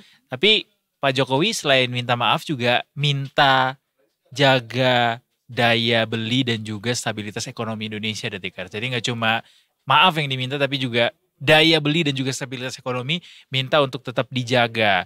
Jadi untuk semua jajarannya disampaikan pada rapat kabinet yang ada di IKN tadi itu, jangan sampai ada gejolak yang muncul selama sebulan ke depan untuk menyambut pemerintah baru. Enggak kok Pak Jokowi, enggak bakal ada gejolak selama aman-aman aja kita.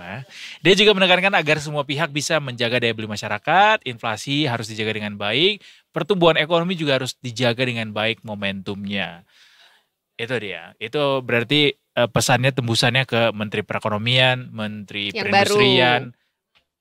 Menteri Perekonomian baru siapa? Yang kan nanti Oh iya, yang akan selanjutnya menjabat Pak selanjutnya. Prabowo ya. Nah, Ya ke pertanian, perikanan, semualah ya. semualah. Semualah nggak cuma satu. Itu kenapa Bidang tadi yang doang ya. disebut-sebutin itu? Kenapa? Menurut kamu kinerjanya kenapa selama ini? Enggak, tadi kan bilang ekonomi. Jadi menteri-menteri yang kaitannya langsung ke ekonomi. Oh, oke. Gitu. Ya. No hard feeling, No slack. no slack. Tos dulu, Pak Erlangga. Dah. Oke. Apa lagi? Apalagi nih ya? Oh, langsung nih. Oke. Kita ke Pak Juda dari Untuk apa bridging? Apa itu bridging? Kita sekarang Udah dari tadi kita Udah di bridging, awal ternyata bridgingnya. salah kita bridgingnya. Saya salah bridgingnya. Bridging ke Pak Yuda saya. bridging king. Bridging king.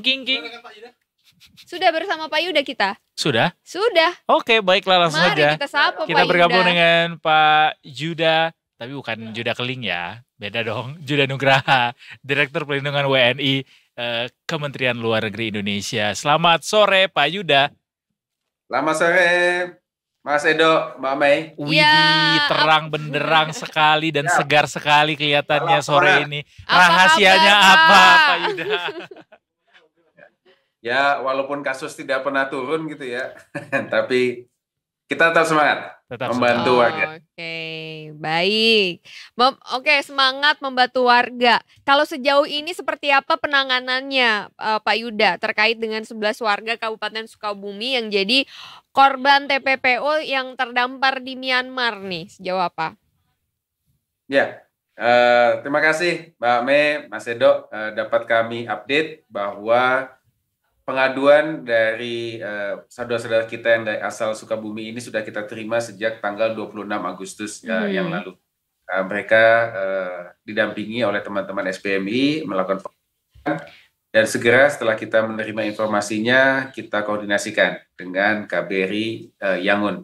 KBRI Yangon juga sudah follow up, berkoordinasi dengan otoritas tempat, dan juga sudah kita kirimkan nota diplomatik untuk meminta dukungan dan bantuan dari otoritas tempat untuk menyelamatkan saudara-saudara kita yang ada di Miyawadi ini. Tapi memang tantangan kita yang terbesar, dan ini juga sudah disampaikan oleh otoritas Myanmar, bahwa otoritas Myanmar sendiri kesulitan untuk mengakses Miyawadi karena situasinya memang berada di wilayah konflik bersenjata.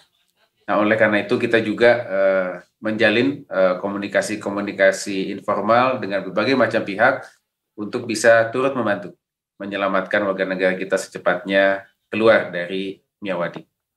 Sampai saat ini, sejak tahun 2024 ini, kami menerima 107 pengaduan mengenai warga negara kita yang terlibat online scam di Miyawadi. 44 diantaranya sudah dapat pulang ke Indonesia, masih tersisa 63, yang sebagian adalah warga Sukabumi tersebut. 110 itu adalah angka yang besar Pak, maksudnya ada peningkatan terjadi sehingga itu jadi perhatian yang lebih serius lagi dari pemerintah, atau seperti apa trennya Pak Yuda? Trennya masih terus meningkat Mas Edo. Jadi sebetulnya kan kasus online scam ini bukan kasus yang... Pak Yuda, audionya mungkin boleh dicek. Kita dulu pernah bahas hal ini. Oke. Kasus ini tercatat kami. Halo? Ya aman, Ya, sudah aman, Pak, tersambung sudah. kembali Pak, sudah aman. Nah, siap. Jadi kasus online scam ini sebetulnya sudah kita tangani sejak tahun 2020. Jadi sejak tahun 2020 hingga tahun 2024 total ada 3.703 kasus warga negara kita yang terlibat online scam yang berada di 8 negara. Sebetulnya Myanmar ini hanya salah satunya saja. Yang paling banyak ada di Kamboja, Filipina, Vietnam, Laos, Thailand, Malaysia, dan juga Uni Emirat Arab. Nah, khusus untuk Myanmar memang ada tantangan tersendiri, ya, seperti kami sampaikan. Kalau seperti di Kamboja kan ada pemerintahan yang efektif itu ya. Nah, namun di Myanmar, khususnya di wilayah Myaewadi, ini memang wilayah konflik bersenjata. Wilayah itu sendiri sebetulnya dikuasai oleh pihak kelompok etnis bersenjata yang ada di sana. Oke. Ini menjadi wake up call sebetulnya bagi kita ya. Terima kasih sekali nih, mungkin lewat Mas Edo, Mbak Mei, kita terus tidak lelah-lelahnya menyampaikan himbauan kepada masyarakat agar berhati-hati terhadap lowongan kerja luar negeri, apalagi di wilayah-wilayah tersebut. Oke, apa yang harus diwaspadai nih Pak ketika warga masyarakat mendapatkan tawaran bekerja di luar negeri untuk memisahkan antara oh ini yang benar, yang ini yang enggak gitu Pak, melihat kasus ini? Ya. Nah, ini menarik nih Mbak Mei. Kita harus pahami dahulu modus-modus TPPO, khususnya yang terkait dengan online scam ini. Pertama, penawaran lowongan kerja biasanya disampaikan melalui sosial media.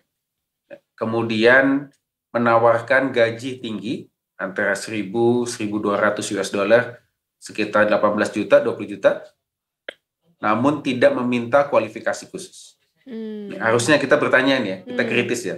Gajinya tinggi kok, tapi kok nggak ada kualifikasi khusus. Not even bisa bahasa Indonesia, bisa bahasa Inggris. Nah, kemudian diminta berangkat bekerja ke luar negeri tanpa dibekali visa kerja, namun menggunakan fasilitas bebas visa sesama negara ASEAN. Harusnya bebas visa sesama negara ASEAN ini tidak boleh untuk bekerja, melainkan untuk kunjungan wisata. Kemudian berangkat ke luar negeri tidak tanda tangan kontrak sebelum berangkat. Harusnya sesuai prosedur. Sebelum berangkat kita harus jelas apa pekerjaan kita, di mana kita bekerja, nama perusahaannya apa, hak-hak kita apa saja, kewajiban kita apa saja, dan tanda tangan. Nah, ini tidak. Nah, jadi kalau ada yang menawarkan bekerja di luar negeri, tadi dengan gaji tinggi, kita tidak bisa memeriksa atau mengecek kredibilitas perusahaannya, berangkat tanpa visa kerja, berangkat tanpa tanda tangan kontrak sebelum berangkat, jangan nekat berangkat. Itu message. Oke. Pak Yuda, sepertinya ada overlap antara apa yang terjadi atau terpapar di media sosial saat ini terkait keuntungan atau benefit ketika bekerja di luar negeri dengan pemahaman masyarakat terhadap akses yang diperlukan untuk bisa sampai ke tawaran yang disajikan di media sosial itu, Pak Yuda. Kalau ngelihat ini sepertinya gimana? Melihat tadi trennya juga naik terus, tadi Pak Yuda bilang, apa upaya atau langkah konkret yang sedang dilakukan oleh otoritas terkait termasuk pemerintah untuk bisa menyelamatkan, kemudian memulangkan para warga yang terjebak ini untuk bisa kembali, Pak Yuda? Ya. Terima kasih Mas Edo. Jadi kita menerapkan 4P strategi. Ada 4P. Pertama, protection of victim. Jadi kita ingin memastikan bahwa setiap warga negara kita yang bermasalah dengan online scam dapat segera kita tolong dan kita selamatkan. Yang kedua, prosecution, penegakan hukum.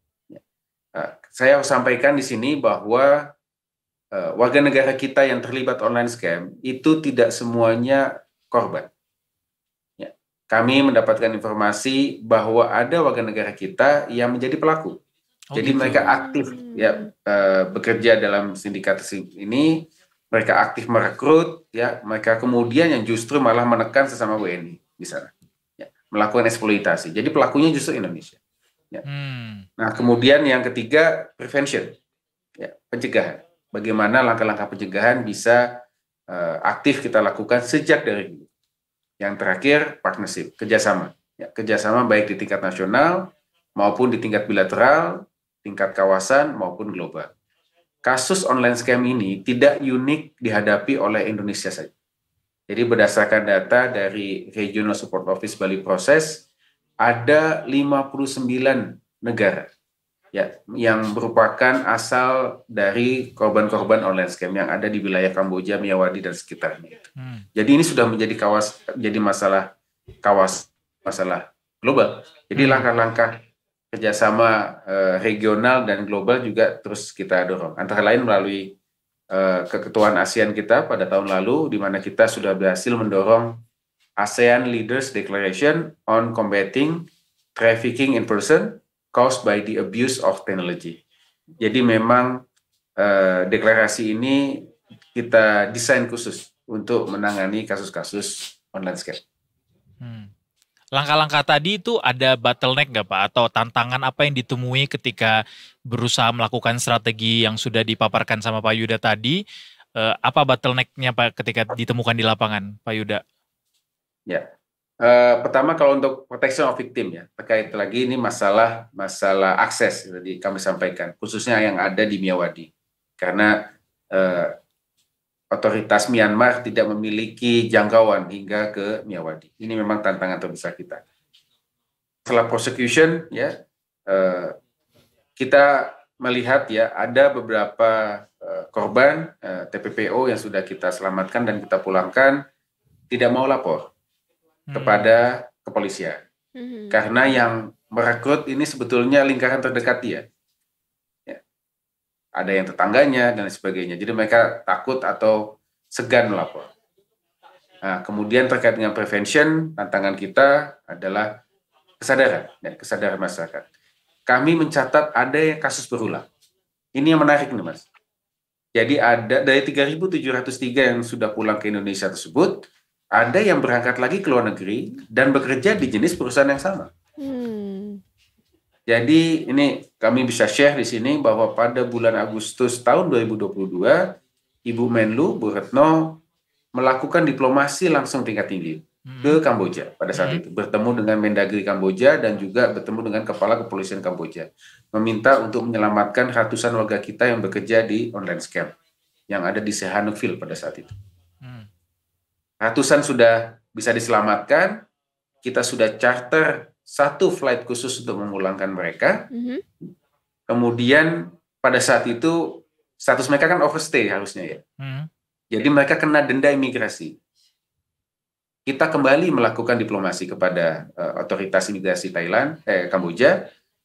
Mereka ini korban. Jadi harusnya ada di norma hukum internasional ada namanya non-punishable principle. Korban TPPO tidak dapat dikriminalisasikan karena pelanggaran hukum yang dilakukan. Karena dia melakukan itu karena tekanan, sebagai korban. Akhirnya otoritas imigrasi Kamboja tidak mengenakan denda imigrasi tersebut. Kemudian kita pulangkan ke Indonesia. Ini baru beberapa bulan yang lalu kami mendapat informasi dari dubes kita yang ada di Phnom Penh bahwa Pak Dubes dapat informasi, komplain lah mungkin lebih tepatnya, dari imigrasi Kamboja bahwa yang ratusan yang sudah pulang itu tercatat kembali lagi ke Kamboja dan tercatat dalam sistem imigrasi Kamboja.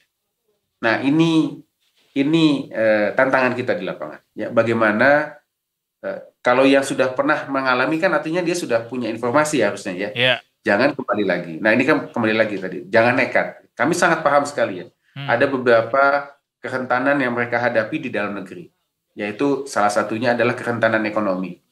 Mereka tidak punya opsi pekerjaan yang lain. Namun berangkat ke luar negeri, bekerja di jenis-jenis usaha seperti ini, itu bukan untung yang kita dapat, buntung yang kita dapat. Seperti bukan itu untung malah tantangan. buntung. Ya. Oke. Warga Indonesia yang sudah yang sudah kembali begitu Pak ke Indonesia, kemudian kan ada yang balik lagi ke sana. Nah, mungkin apakah di Indonesia setelah mereka kembali itu ada semacam sosialisasi atau mungkin pemberitahuan atau mungkin binaan mungkin ya lebih tepatnya ya Do ya. Iya, supaya mereka tidak terjadi lagi gitu. Supaya tidak terjadi lagi gitu, karena akhirnya ada yang balik lagi ke sana. Itu penanganan ketika mereka kembali ke Indonesia adakah Pak? Iya.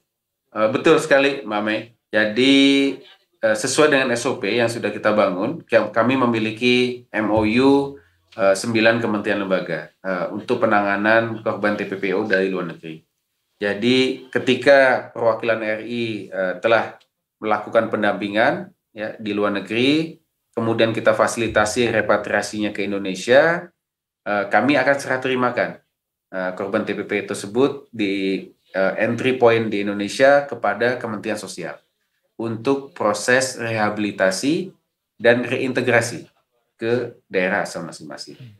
Kemudian kami juga serahkan kasusnya ke Barreskrim Polri untuk penyelidikan dan penyidikan lebih lanjut jika ditemukan ada kasus-kasus ya yang melanggar hukum di sana. Nah, memang yang perlu kita terus perkuat adalah dalam konteks rehabilitasi dan reintegrasi. Tadi kami sampaikan, para korban TPPO ketika pulang itu juga mengalami kerentanan. Ya, kerentanan di Indonesia, kerentanan ekonomi dan kerentanan sosial. Itu yang perlu kita address bersama. Dan ini perlu kerjasama semua pihak, bukan hanya pemerintah di pusat, namun juga pemerintah daerah dan juga kelompok masyarakat yang lain. Paling tidak ada 2 jenis kerentanan. Pertama, kerentanan ekonomi tadi kami sampaikan. Mereka tidak punya opsi pekerjaan yang lain, sehingga mereka terpaksa berangkat lagi keluar. Yang kedua, ini kerentanan sosial, salah satunya. Korban online scam mayoritas berasal dari Gen Z. Serius, Ini Pak? anak muda nih. Anak muda nih, Mas Edo, Mbak Mai kan Gen Z ya? Atau Oh iya, kita Gen Z, Pak. Banget. Gen Z? Kita Sigma bahkan. Ngomongnya tuh Nah, tuh. Mohon maaf Sigma masih SD ya. Nah, kalau kami masuk generasi yang sudah tua masalahnya nih ya. Nah, Gen Z ini kan memang sangat melek sosmed, ya, sosmed. Dan mereka suka menyampaikan kegiatannya di sosmed ya. Jadi ketika dia bekerja di luar negeri, mereka suka posting, saya sudah kerja di luar negeri nih, gitu ya, keren. Nah, tapi ketika dia kembali gagal kan? Gagal nih, kembali gagal memang. Ya, kita terputus sambungannya dengan Pak Yuda. Sambil kita tunggu mungkin bisa tersambung kembali sebelum kita tutup ya, Detikers. Tapi dari penjelasan yang disampaikan oleh Pak Yuda tadi, sepertinya agak sulit untuk menanggulangi ini ya, ketika kondisi ekonomi masyarakat yang kerap kali jadi korban ini tidak penuhi, tidak gitu, terselesaikan, betul. Karena mungkin perbandingannya adalah ya kalau kerja keluar negeri bisa dapat duit segitu tanpa kualifikasi yang benar-benar cuman butuh bisa bahasa Inggris doang gitu kan. Jadi ya daripada di kampung pasti kan kepikirannya banyak kan gitu kan. Bahkan yang urbanisasi aja kan ya udahlah daripada di kampung mending ke Jakarta aja lah, ke kota aja lah gitu kan. Mungkin sama kali ya yang dipikirin yang keluar negeri. Iya. Mudah-mudahan punya solusi konkret yang bisa berkelanjutan ya dari pemerintah supaya nggak balik lagi. Bahkan ada yang katanya udah dipulangin malah balik lagi. Padahal itu negosiasinya udah sampai Menlu turun tangan dengan berbagai stakeholder di sana supaya bisa mulangin. Bahkan ada dendanya pun bisa dianulir, dendanya nggak usah bayar denda gitu ya. Biaya juga padahal. Bener.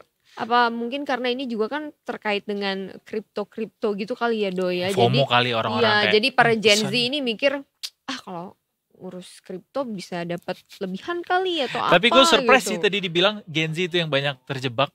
Kayak tapi kan tadi kan beliau bilang ya? ada yang memang terjebak, ada yang emang mau gitu loh. Maksudnya mereka nggak semuanya mereka itu korban. Karena mereka juga menyadari dan mau melakukan itu. Ya gitu. kenapa mau? Gen Z ini bukannya mereka Dari yang kamu bilang, maybe ekonomi pada akhirnya. Economic problem, ya kan latar belakangnya. Sukabumi. By the way, terima kasih ya Pak Yuda. Kita kayaknya belum bisa terhubung kembali dengan Pak Yuda nih. Iya. Semoga Pak Yuda mendengarkan ini dan apa yang kita sampaikan tadi bisa didengarkan oleh Pak Yuda sehingga bisa jadi masukan juga ya. Yes, terima kasih sekali lagi Pak Yuda Nugraha, Direktur Perlindungan WNI, Kementerian Luar Negeri Republik Indonesia. Ya, terima kasih. Kita habis ini mau ke mana lagi guys? Jalan-jalan aja lah kita ya. Kita jalan-jalan ke masa lalu. Malam. Mau nggak? Jalan-jalan nostalgia ke masa lalu di tahun 2024 di bulan Maret. Maret apa Februari ya? Maret ya? Maret. Iya. Kita akan punya suguhan menarik lainnya Detikers sesaat lagi. Jangan kemana-mana, tetap bersama kami di Detik Sore. Gak cuma hore-hore. Rame.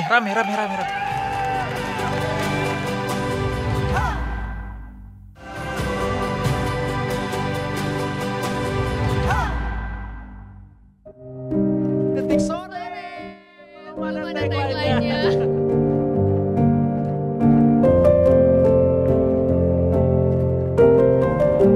Apa kabar Detikers? Anita Mai di sini. Halo.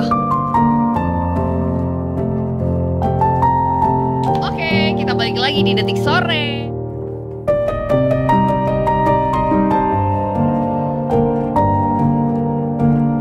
Gak cuma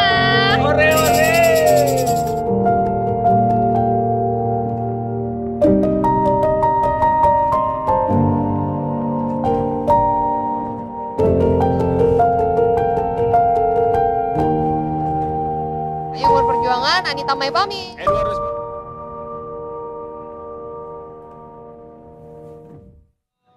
Selamat datang kembali di Detik Sore. Gak cuma hore-hore Detikers. Sampai juga kita di segmen Sunset Talk.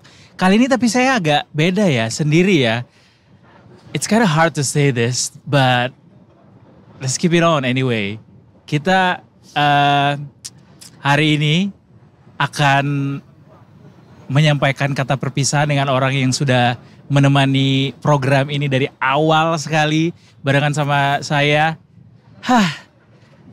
Without any further ado, kita langsung ketemu sama orang yang jahat banget tinggalin kita semua di sini. Ada Anita Mai di sebelah saya. Halo Anita Mai. Kalian tega banget ya, sampai jumpa. Tadi sampai jumpa bukan selamat jalan kan? Sampai jumpa. By the way, itu baru direvisi beberapa menit yang lalu. Kayak gue mau kemana? Ya Allah. Seriously? Yeah, You're not going anywhere? No, I'm not going anywhere. I'm around here. I'm just one call away. Lalu kenapa? Harus dijawab. Enggak harus dijawab di sini. Ya, oke. Tapi yang perlu kita tahu adalah apa kabar Anita Mai hari ini? Baik dong, dari tadi sudah bersama kamu. Iya. Menyenangkan lah. Iya. Seperti Bagaimana biasa. rasanya menjadi seorang Anita Mai hari ini dibandingkan Anita Mai ketika sebelum masuk ke Detik Sore? Sama aja sih, nggak ada yang ini, tidak ada perubahan yang gimana-gimana banget. Cuma memang kalau dari segi waktu sih mungkin ya. Jadi waktu-waktu sepi saya banyak terisi di sini sore-sore gitu. Biasanya kan saya sore-sore ya ngambil-ngambil kerjaan lain lah gitu. Jadi something different aja gitu. Menyenangkan kan? Mengisi Menyenangkan. kesepian dengan kita-kita yang ada di sini yang sangat di luar nalar ini. Menyenangkan sekali, banyak belajar terutama dari Edo sebagai partner yang selalu bersabar dari segala penjuru mata angin, sabarnya luar biasa. Masa Edo sih? menghadapi saya dari awal yang gak ngerti apa-apa tentang IHSG, terus ya banyaklah hal-hal baru yang aku pelajari kalau dalam konteks ini ya pekerjaannya ya gitu. Jadi terima kasih juga sama Edo Terima sudah kasih sama-sama. menemani dan bersabar pada saya. Kita yang mau terima kasih banyak ke seorang Anita Mai karena tanpa kehadiran Anita Mai di Detik Sore tidak akan bisa punya warna sebanyak ini. You bring us joy. Oke. To be honest. Karena kan kita tuh butuh keceriaan kan dalam program Detik Sore ini. Jujur ketika, boleh cerita dulu nggak? Ketika Apa? ditawarkan untuk join ke Detik Sore, itu gimana ceritanya dan apa ekspektasi seorang Anita Mai ketika join ke tim Detik Sore? Ingat nggak waktu hari pertama kita siaran, kita kan belum pernah ketemu sebelumnya kan? Betul, Waktu kita tuh baru ketemu pertama kali ketemu waktu di hari ruang H. make up itu kan, Iya, di hari ruang H. meeting itu yang tempat Iya. make up awal kan. Gue bilang apa sama lo? Ingat nggak? Gue bilang apa? Aduh lupa gue apa. Tuh kan dia mah lupa. Lupa serius. Gue bilang, Edo bantuin gue ya. Karena gue tahu materi yang akan kita bawakan itu emang nggak cuma hore-hore gitu loh. Itu materi, ya kalau secara materi pekerjaan ya kan, I used to be news anchor yang juga ya sama beratnya sebenarnya materinya dengan apa yang kita bawakan sekarang. Tapi dengan konsep Detik Sore yang sangat berbeda gitu kan, suasananya berbeda. Honestly aku tuh bukan orang yang terlalu bisa untuk dalam konteks pekerjaan tuh yang bercanda atau chill gitu. Karena udah pakem nih, pakemnya news anchor tuh A, B, C, D gitu. Jadi harus patuh gitu dengan aturan itu. Tapi di sini gue belajar gimana caranya supaya kayak bikin bridging yang smooth seperti yang lo selalu lakukan gitu. Bikin pertanyaan yang analitik seperti yang lo sering lakukan gitu kan. Jadi gue banyak pick up things dari kamu gitu loh. Gimana cara membawakan suasana gitu. Karena biasanya gue berpartner sih sering ya untuk siaran-siaran gitu. Tapi mostly karena aku bawain acara, karena setelah aku resign sebagai news anchor kan aku jadi sportcaster kan. Betul. Jadi sportcaster itu sebagai host ya udah ada narsum yang satu topik pembicaraan aja gitu. Atau misalnya yang konsep magazine, jadi kayak bacain aja naskah yang udah ada, skrip yang udah ada gitu. This is something new, this is something different, dan gue berharap Detik Sore bisa long last, bisa panjang. Amin. Dan mendapatkan warna-warna baru lainnya seperti yang mungkin gue belum bawa ke sini gitu. Wow. Itu nanya apa lagi ya?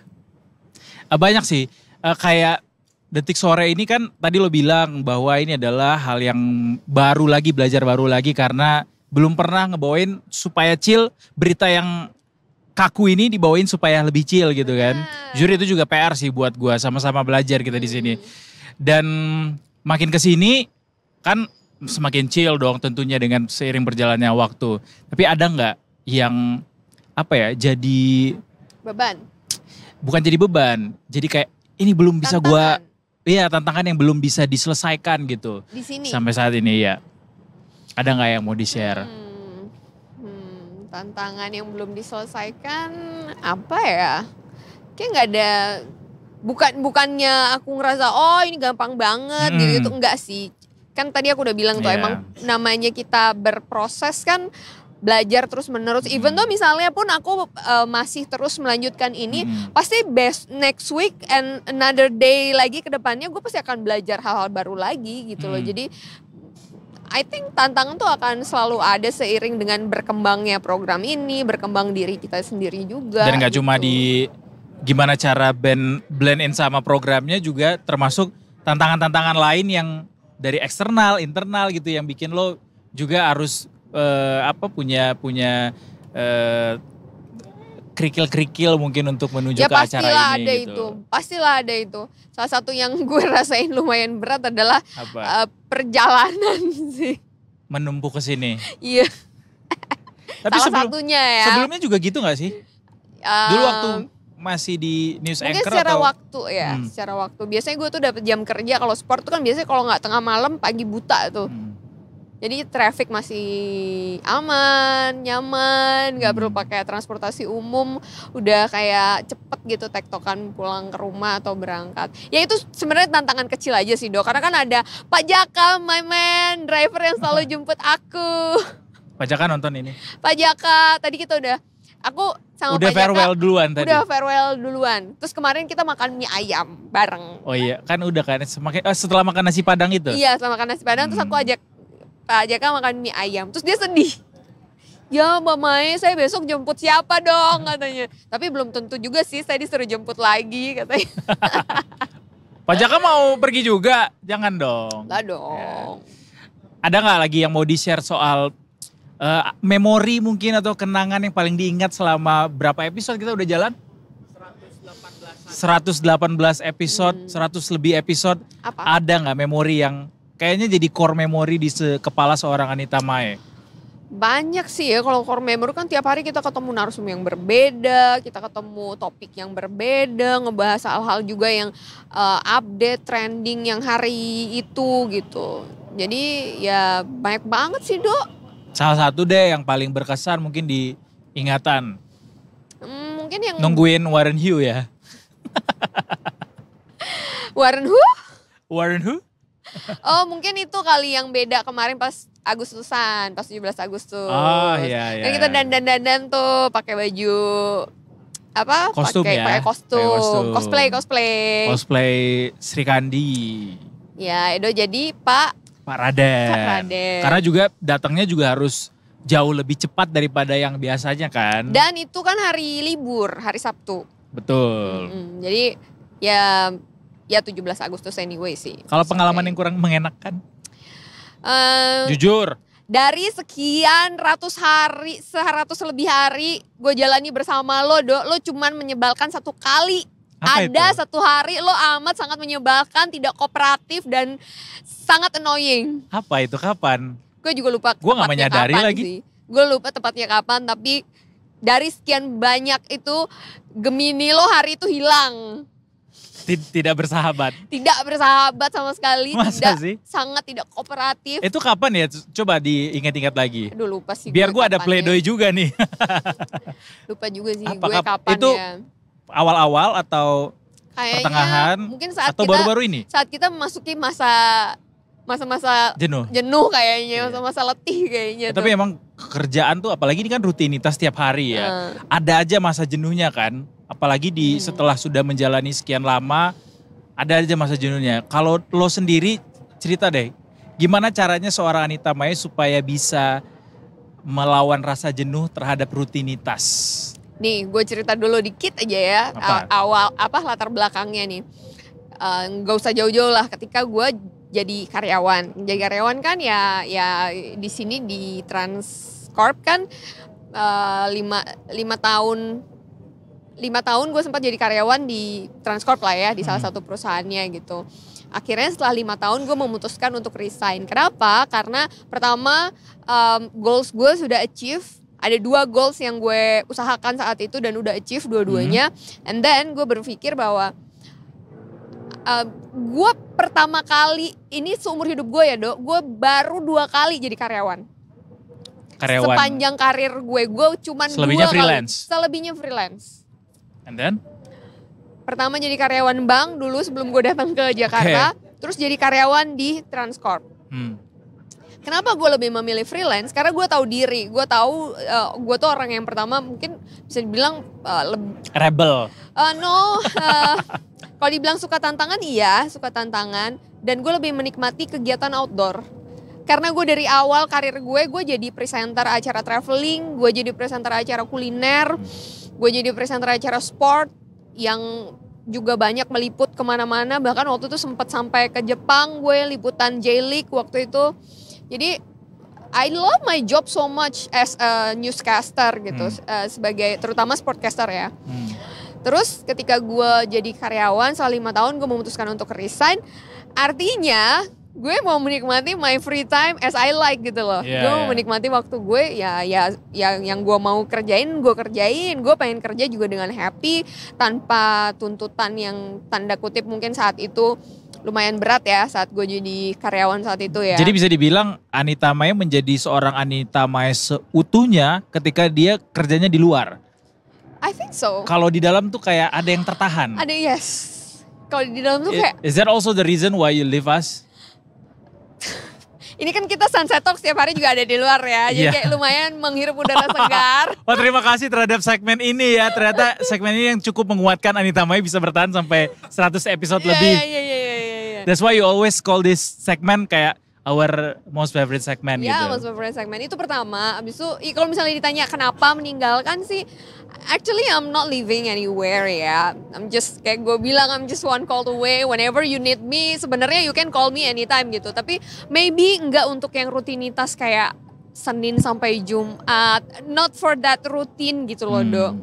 Kayaknya I need something fresh, something new yang I don't know, maybe I want to do something different yang selama ini gue gak bisa lakukan. Or apa yang mau gue lakukan, I mean apa yang gue mau, yang gue suka, gue mau lakukan itu gitu. What's your next goal? Goals sih sebenarnya gak ada goals yang gimana-gimana ya. Karena my 2 goals yang terakhir itu ya itu udah achieve. Ya mungkin untuk mengembangkannya aja sih kali sekarang ini. Dia standarisasi masakan dia masakan warung soalnya bukan masakan restoran. Because his mom own a restaurant, so Oh, like, iya. you know. Jadi kayak gua udah langsung ke skip duluan. Sorry banget. Sorry banget lo beli aja apa yang lo mau beli Biar ya. minimumnya agak susah ya. Iya, udah lo beli aja deh, lo pengen makan apa. Oh ya udah beli aja gitu kan. That's so much easier. Oke, jadi Gitu. sebenarnya nggak ada goal yang mau dicapai sehingga akhirnya meninggalkan ini, tapi cuma butuh ruang lebih banyak aja yang tidak dijenuhi sama rutinitas. Yes, mungkin itu ya. Janji nggak bakal pergi ke program lain yang rutin Senin Dimana sampai di Jumat? sini? Oh enggak. Kan sebelum Edo, you know what? How much I want this program? Hah? How much? I don't know. I didn't know. I'll Never tell know you. that. Oke. Gue ngedrop 2 program yang udah gue jalani reguler rutin. Program sport gue yang di TV tetangga itu kalau misalnya kalau gue mau ngambil Senin sampai Jumat, they will give me Senin sampai Jumat. Tapi gue memang nggak mau rutinitas kan. Gue ngambilnya kayak Senin, Rabu, Jumat. Karena dia sebenarnya setiap hari gitu. Sama yang di Jakbar, yang TV di Jakbar Ya. satu lagi. Itu gua juga megang- reguler juga. Itu harusnya. reguler juga gue megang sport. Even mereka tuh bahkan ngasih, kan mereka punya beberapa channel ya. Mereka tuh bahkan ngasih nggak cuma satu program doang. Nih kalau misalnya kamu mau ada ini. Gue bilang kayak enggak deh. Gue bilang baik-baik sama produsernya. Mas kayaknya aku akan off dulu di sana. Aku akan ke Detik, aku bilang itu. Dengan jam kerja sekian-sekian. Kenapa kamu lebih memilih ke sana? And then aku bilang salah satu yang yang jadi alasan gue adalah pertama sebenarnya kan kalau dibandingin sama Jakbar dari lokasi rumah gue lebih deket kan dan accessible banget dengan kendaraan umum dan lain sebagainya gitu kan. Jadi gue bilang kayak ya gue nggak perlu capek-capek nyetir ke sana gitu kan, jauh. Kalau di sini lebih accessible, lebih enak, dan gue udah banyak kenal sama teman-teman gue banyak di sini gitu loh. Karena kan gue dulu di gedung ini Pernah di juga, sini juga. gitu. Jadi kayak I think it's gonna be fun ketemu sama teman-teman lama lagi yang meskipun gue harus berbaur dan mencoba untuk beradaptasi dengan teman-teman yang ada di sini yang baru, tapi gue punya teman-teman lama yang jadi mungkin safety net gue ketika misalnya gue di sini, katakanlah misalnya pemikiran negatif gue saat itu misalnya gue ternyata di sini nggak bisa membaur gitu dengan yang lain. Nah, aku masih punya teman-teman di sini yang they will gladly They gitu. will bond with me gitu ya. Misalnya Easily. I will vibe with them lah intinya. Kalau misalnya kalian di sini tidak menerima aku. And then is it gitu. turns right? Ya enggak lah. Is it right? Iya. Is it right? Kalian sebenarnya nggak menerima aku di sini? No. Maksudnya apa yang tadinya lo berpikir bahwa kalau misalnya di sini akan lebih mudah berbaur ya karena banyak punya teman segala macam. Iya, benar. Pada akhirnya kejadian Iya, terasa. saya benar-benar. Gitu. Iya. Pilihanku nggak salah sama sekali dalam hal akhirnya aku memilih untuk ya udah di sini aja karena aku punya banyak teman, aku punya lingkungan yang this is my comfort zone. Edo, salah satu program pertama aku tuh ada di Trans TV tahun 2008 atau 2009. Kamu tuh termehek-mehek nggak? Tahu? Aku pernah bawain acara termehek. You've been there? Iya. Wow. Bayang nggak? It's an honor everybody. Our favorite program as well. Gue banyak banget program gue di Transmedia. Iya. Gue mau terima kasih banyak Transmedia selalu menerima gue whenever I leave and then they call me back and I come back gitu. Yeah. And so that's to the future ya. Ya. So maybe routine is not really good for me. Tapi tanpa menyebutkan lo akan kemana setelah ini, lo pengen melakukan apa lagi setelah ini? Ya bekerja seperti biasa ya. Bekerja seperti biasa dengan beberapa program yang memang aku pegang juga gitu. Mungkin aku akan lebih mendalami lagi, lebih fokus lagi ke dunia sport. Ya, meskipun ya memang dari dulu juga gue udah megang sport, tapi this era kan totally different era kan ya. Dulu tuh orang-orang benar-benar nonton TV untuk dapetin update acara sport. Kalau sekarang kan mereka tinggal scrolling sosmed aja, mereka udah dapat beritanya. Dan gue bersyukur banget, salah satu achievement yang gue rasa this quite achievement juga. Gue dapet nominasi kan, salah satu presenter. Jangan lupa ya. Presenter olahraga terbaik gitu, salah satu nominasi gitu. Tapi itu menurut gue kayak people appreciate. Recognition gitu lah. Iya, people appreciate ya.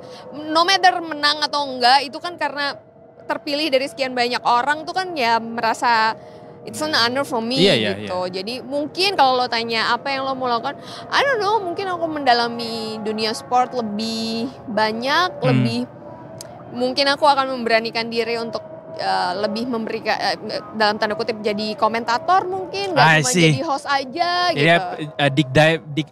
Deep dive untuk bisa mendalami itu ya. Iya. Mendalami itu. Kita doakan bersama semoga Anita Maya abis ini bisa jadi komentator nanti di Piala Dunia 2026 ya.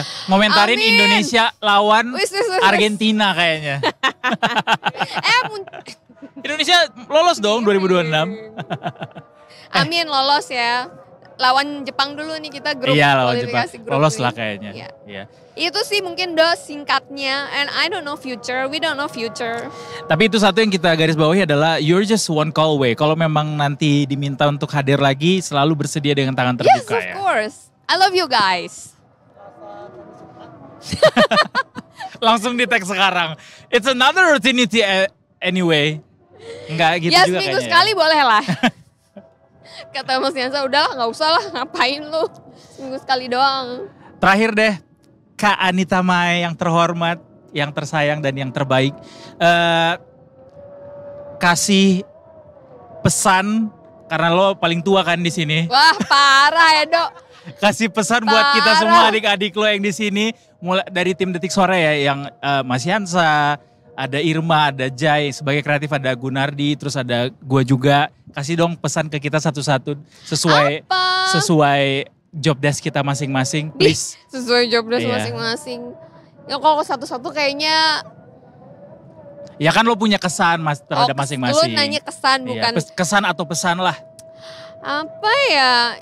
You guys did great job. Gue kagum malah sama kalian. Gue yang kagum sama kalian. Beneran.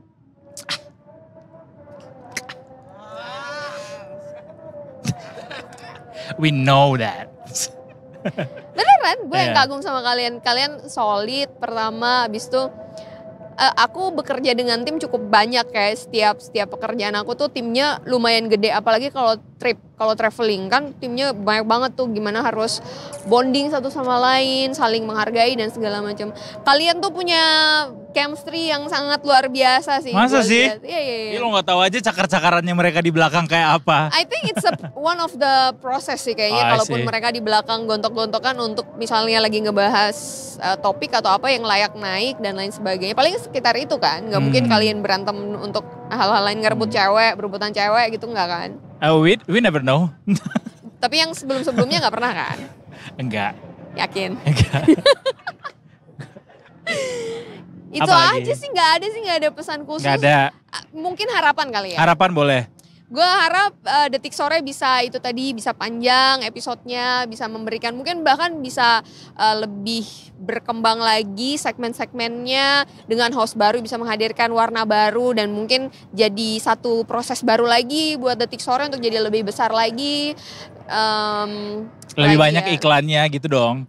Oh ya, of course, itu lebih banyak iklannya, lebih banyak eventnya. Jangan lupa telepon saya. Genit. Apalagi ya, you just don't forget me guys. Dan gue mohon maaf kalau gue selama ini banyak menyusahkan Jai dengan calling-callingan setiap hari. Masalah segala macam tete bengek itu. Maybe you juga harus menyapu-nyapu kotoran yang gue timbulkan. And you did as well. Terus apa lagi ya, Mas Yansa, terima kasih Mas Yansa sudah percaya sama saya meskipun kamu di awal program ini tidak punya pilihan host lain karena saya ditunjuk. Kamu gak punya, dia kayak beli kucing dalam karung nih kayaknya Mas Yansa nih, digelontorin aja gitu. It turns good anyway. Iya tapi kayak digelontorin aja, yaudah nih, lurus dah gitu kan. Ya udah, and then you take a good care of me. Alright. Terima kasih Mas Yansa. Mas Yansa sini dong. Sini Mas Yansa. Mas Yansa sini. Ini sebagai produser yang juga bertanggung jawab terhadap kehadiran Anita Maya di sini. Coba dong kasih ini. Resah coy. Kasih pendapat. Jangan sedih. Gitu. Saya yang sedih sih sebenarnya. Kasih farewell buat Anita Maya. Sukses Anita Maya. Terima kasih Mas Yansa. Sebenarnya yang nulis Anita Mai I love you di kaca itu aku. Terus tahu gue begitu lagi. Iya, bukan Mas Nunang. Karena Mas Nunang nggak bisa nulis sebenarnya. Bukan Nunang. Karena Nunang tuh pakai braille sebenarnya. Ih jahat banget sumpah ya. Udah itu aja. Ya, Aku terima minta kasih maaf ya Mas kalau selama ini aku ada salah ya. Ntar nunggu lebaran aja yuk, gimana? Udah. Pokoknya sukses ya. Iya. Nanti kita berpelukan ya. Mas Hanif. Iya, itu dia. Even ya udah. Apa? Nggak Apa? ada. Gak apa-apa, ini besok nggak ada lagi loh bisa ngomong kayak gini. Nggak ada. Cuma bilang dia aja kehabisan kata-kata kayaknya, dia speechless deh kayaknya, nggak tahu mau ngomong apa. Jadi mau nangis itu sebenarnya. Itu kalau lo ngelihat di ujung matanya ada merah-merah itu sebenarnya tanda-tanda udah nangis di dalam. Udah nangis. Tinggal dikeluarin aja. Anyway, terima kasih banyak Anita Mae. Sukses untuk segala rancang rencana ke depan apa yang akan dilakukan. Amin. Semoga sehat terus, bahagia Amin. selalu, lancar rezekinya. Dimsum kita, Dimsum kita. Dan juga serius? Yeay. dan juga selalu ingat sama kita ya di sini. Ya. Iyalah, masa gue lupa. Ntar kalau gue udah nenek-nenek, kalau gue lupa, tolonglah ingetin gue. Dengan ini kita nyatakan Anita Mae lulus. Semangat. Terima kasih. Terima kasih. Lo tutup dong kan ini terakhir. Tutup dong. Capek gue dari tadi wawancara. Coba tutup. Tutup. Mana di situ? Detik sore Di for situ. the last time. Situ. For the very last time. Oke Detikers, thank you so much untuk 6 bulan terakhir ini sudah setia menemani kita semuanya di Detik Sore, membesarkan program ini bersama-sama. Semoga Detik Sore ke depannya bisa semakin sukses, semakin bagus, semakin besar, semakin banyak sponsornya. Semoga bayaran host ke depannya naik gitu ya. Amin. Dan timnya juga. Dan timnya juga bayarannya juga naik karena kan sponsor biasanya masuknya ke karyawan dulu baru ke freelance gitu. Karena saya freelance ya anyway. Gitu ya Detikers, mohon maaf kalau saya banyak salahnya selama jadi host Detik Sore menemani kalian semua. Semoga kalian sehat dan happy selalu. Anita Mai signing out guys. See you next time. Bye-bye. Sampai jumpa lagi di Detik Sore. Gak cuma Ore-ore. Bye-bye.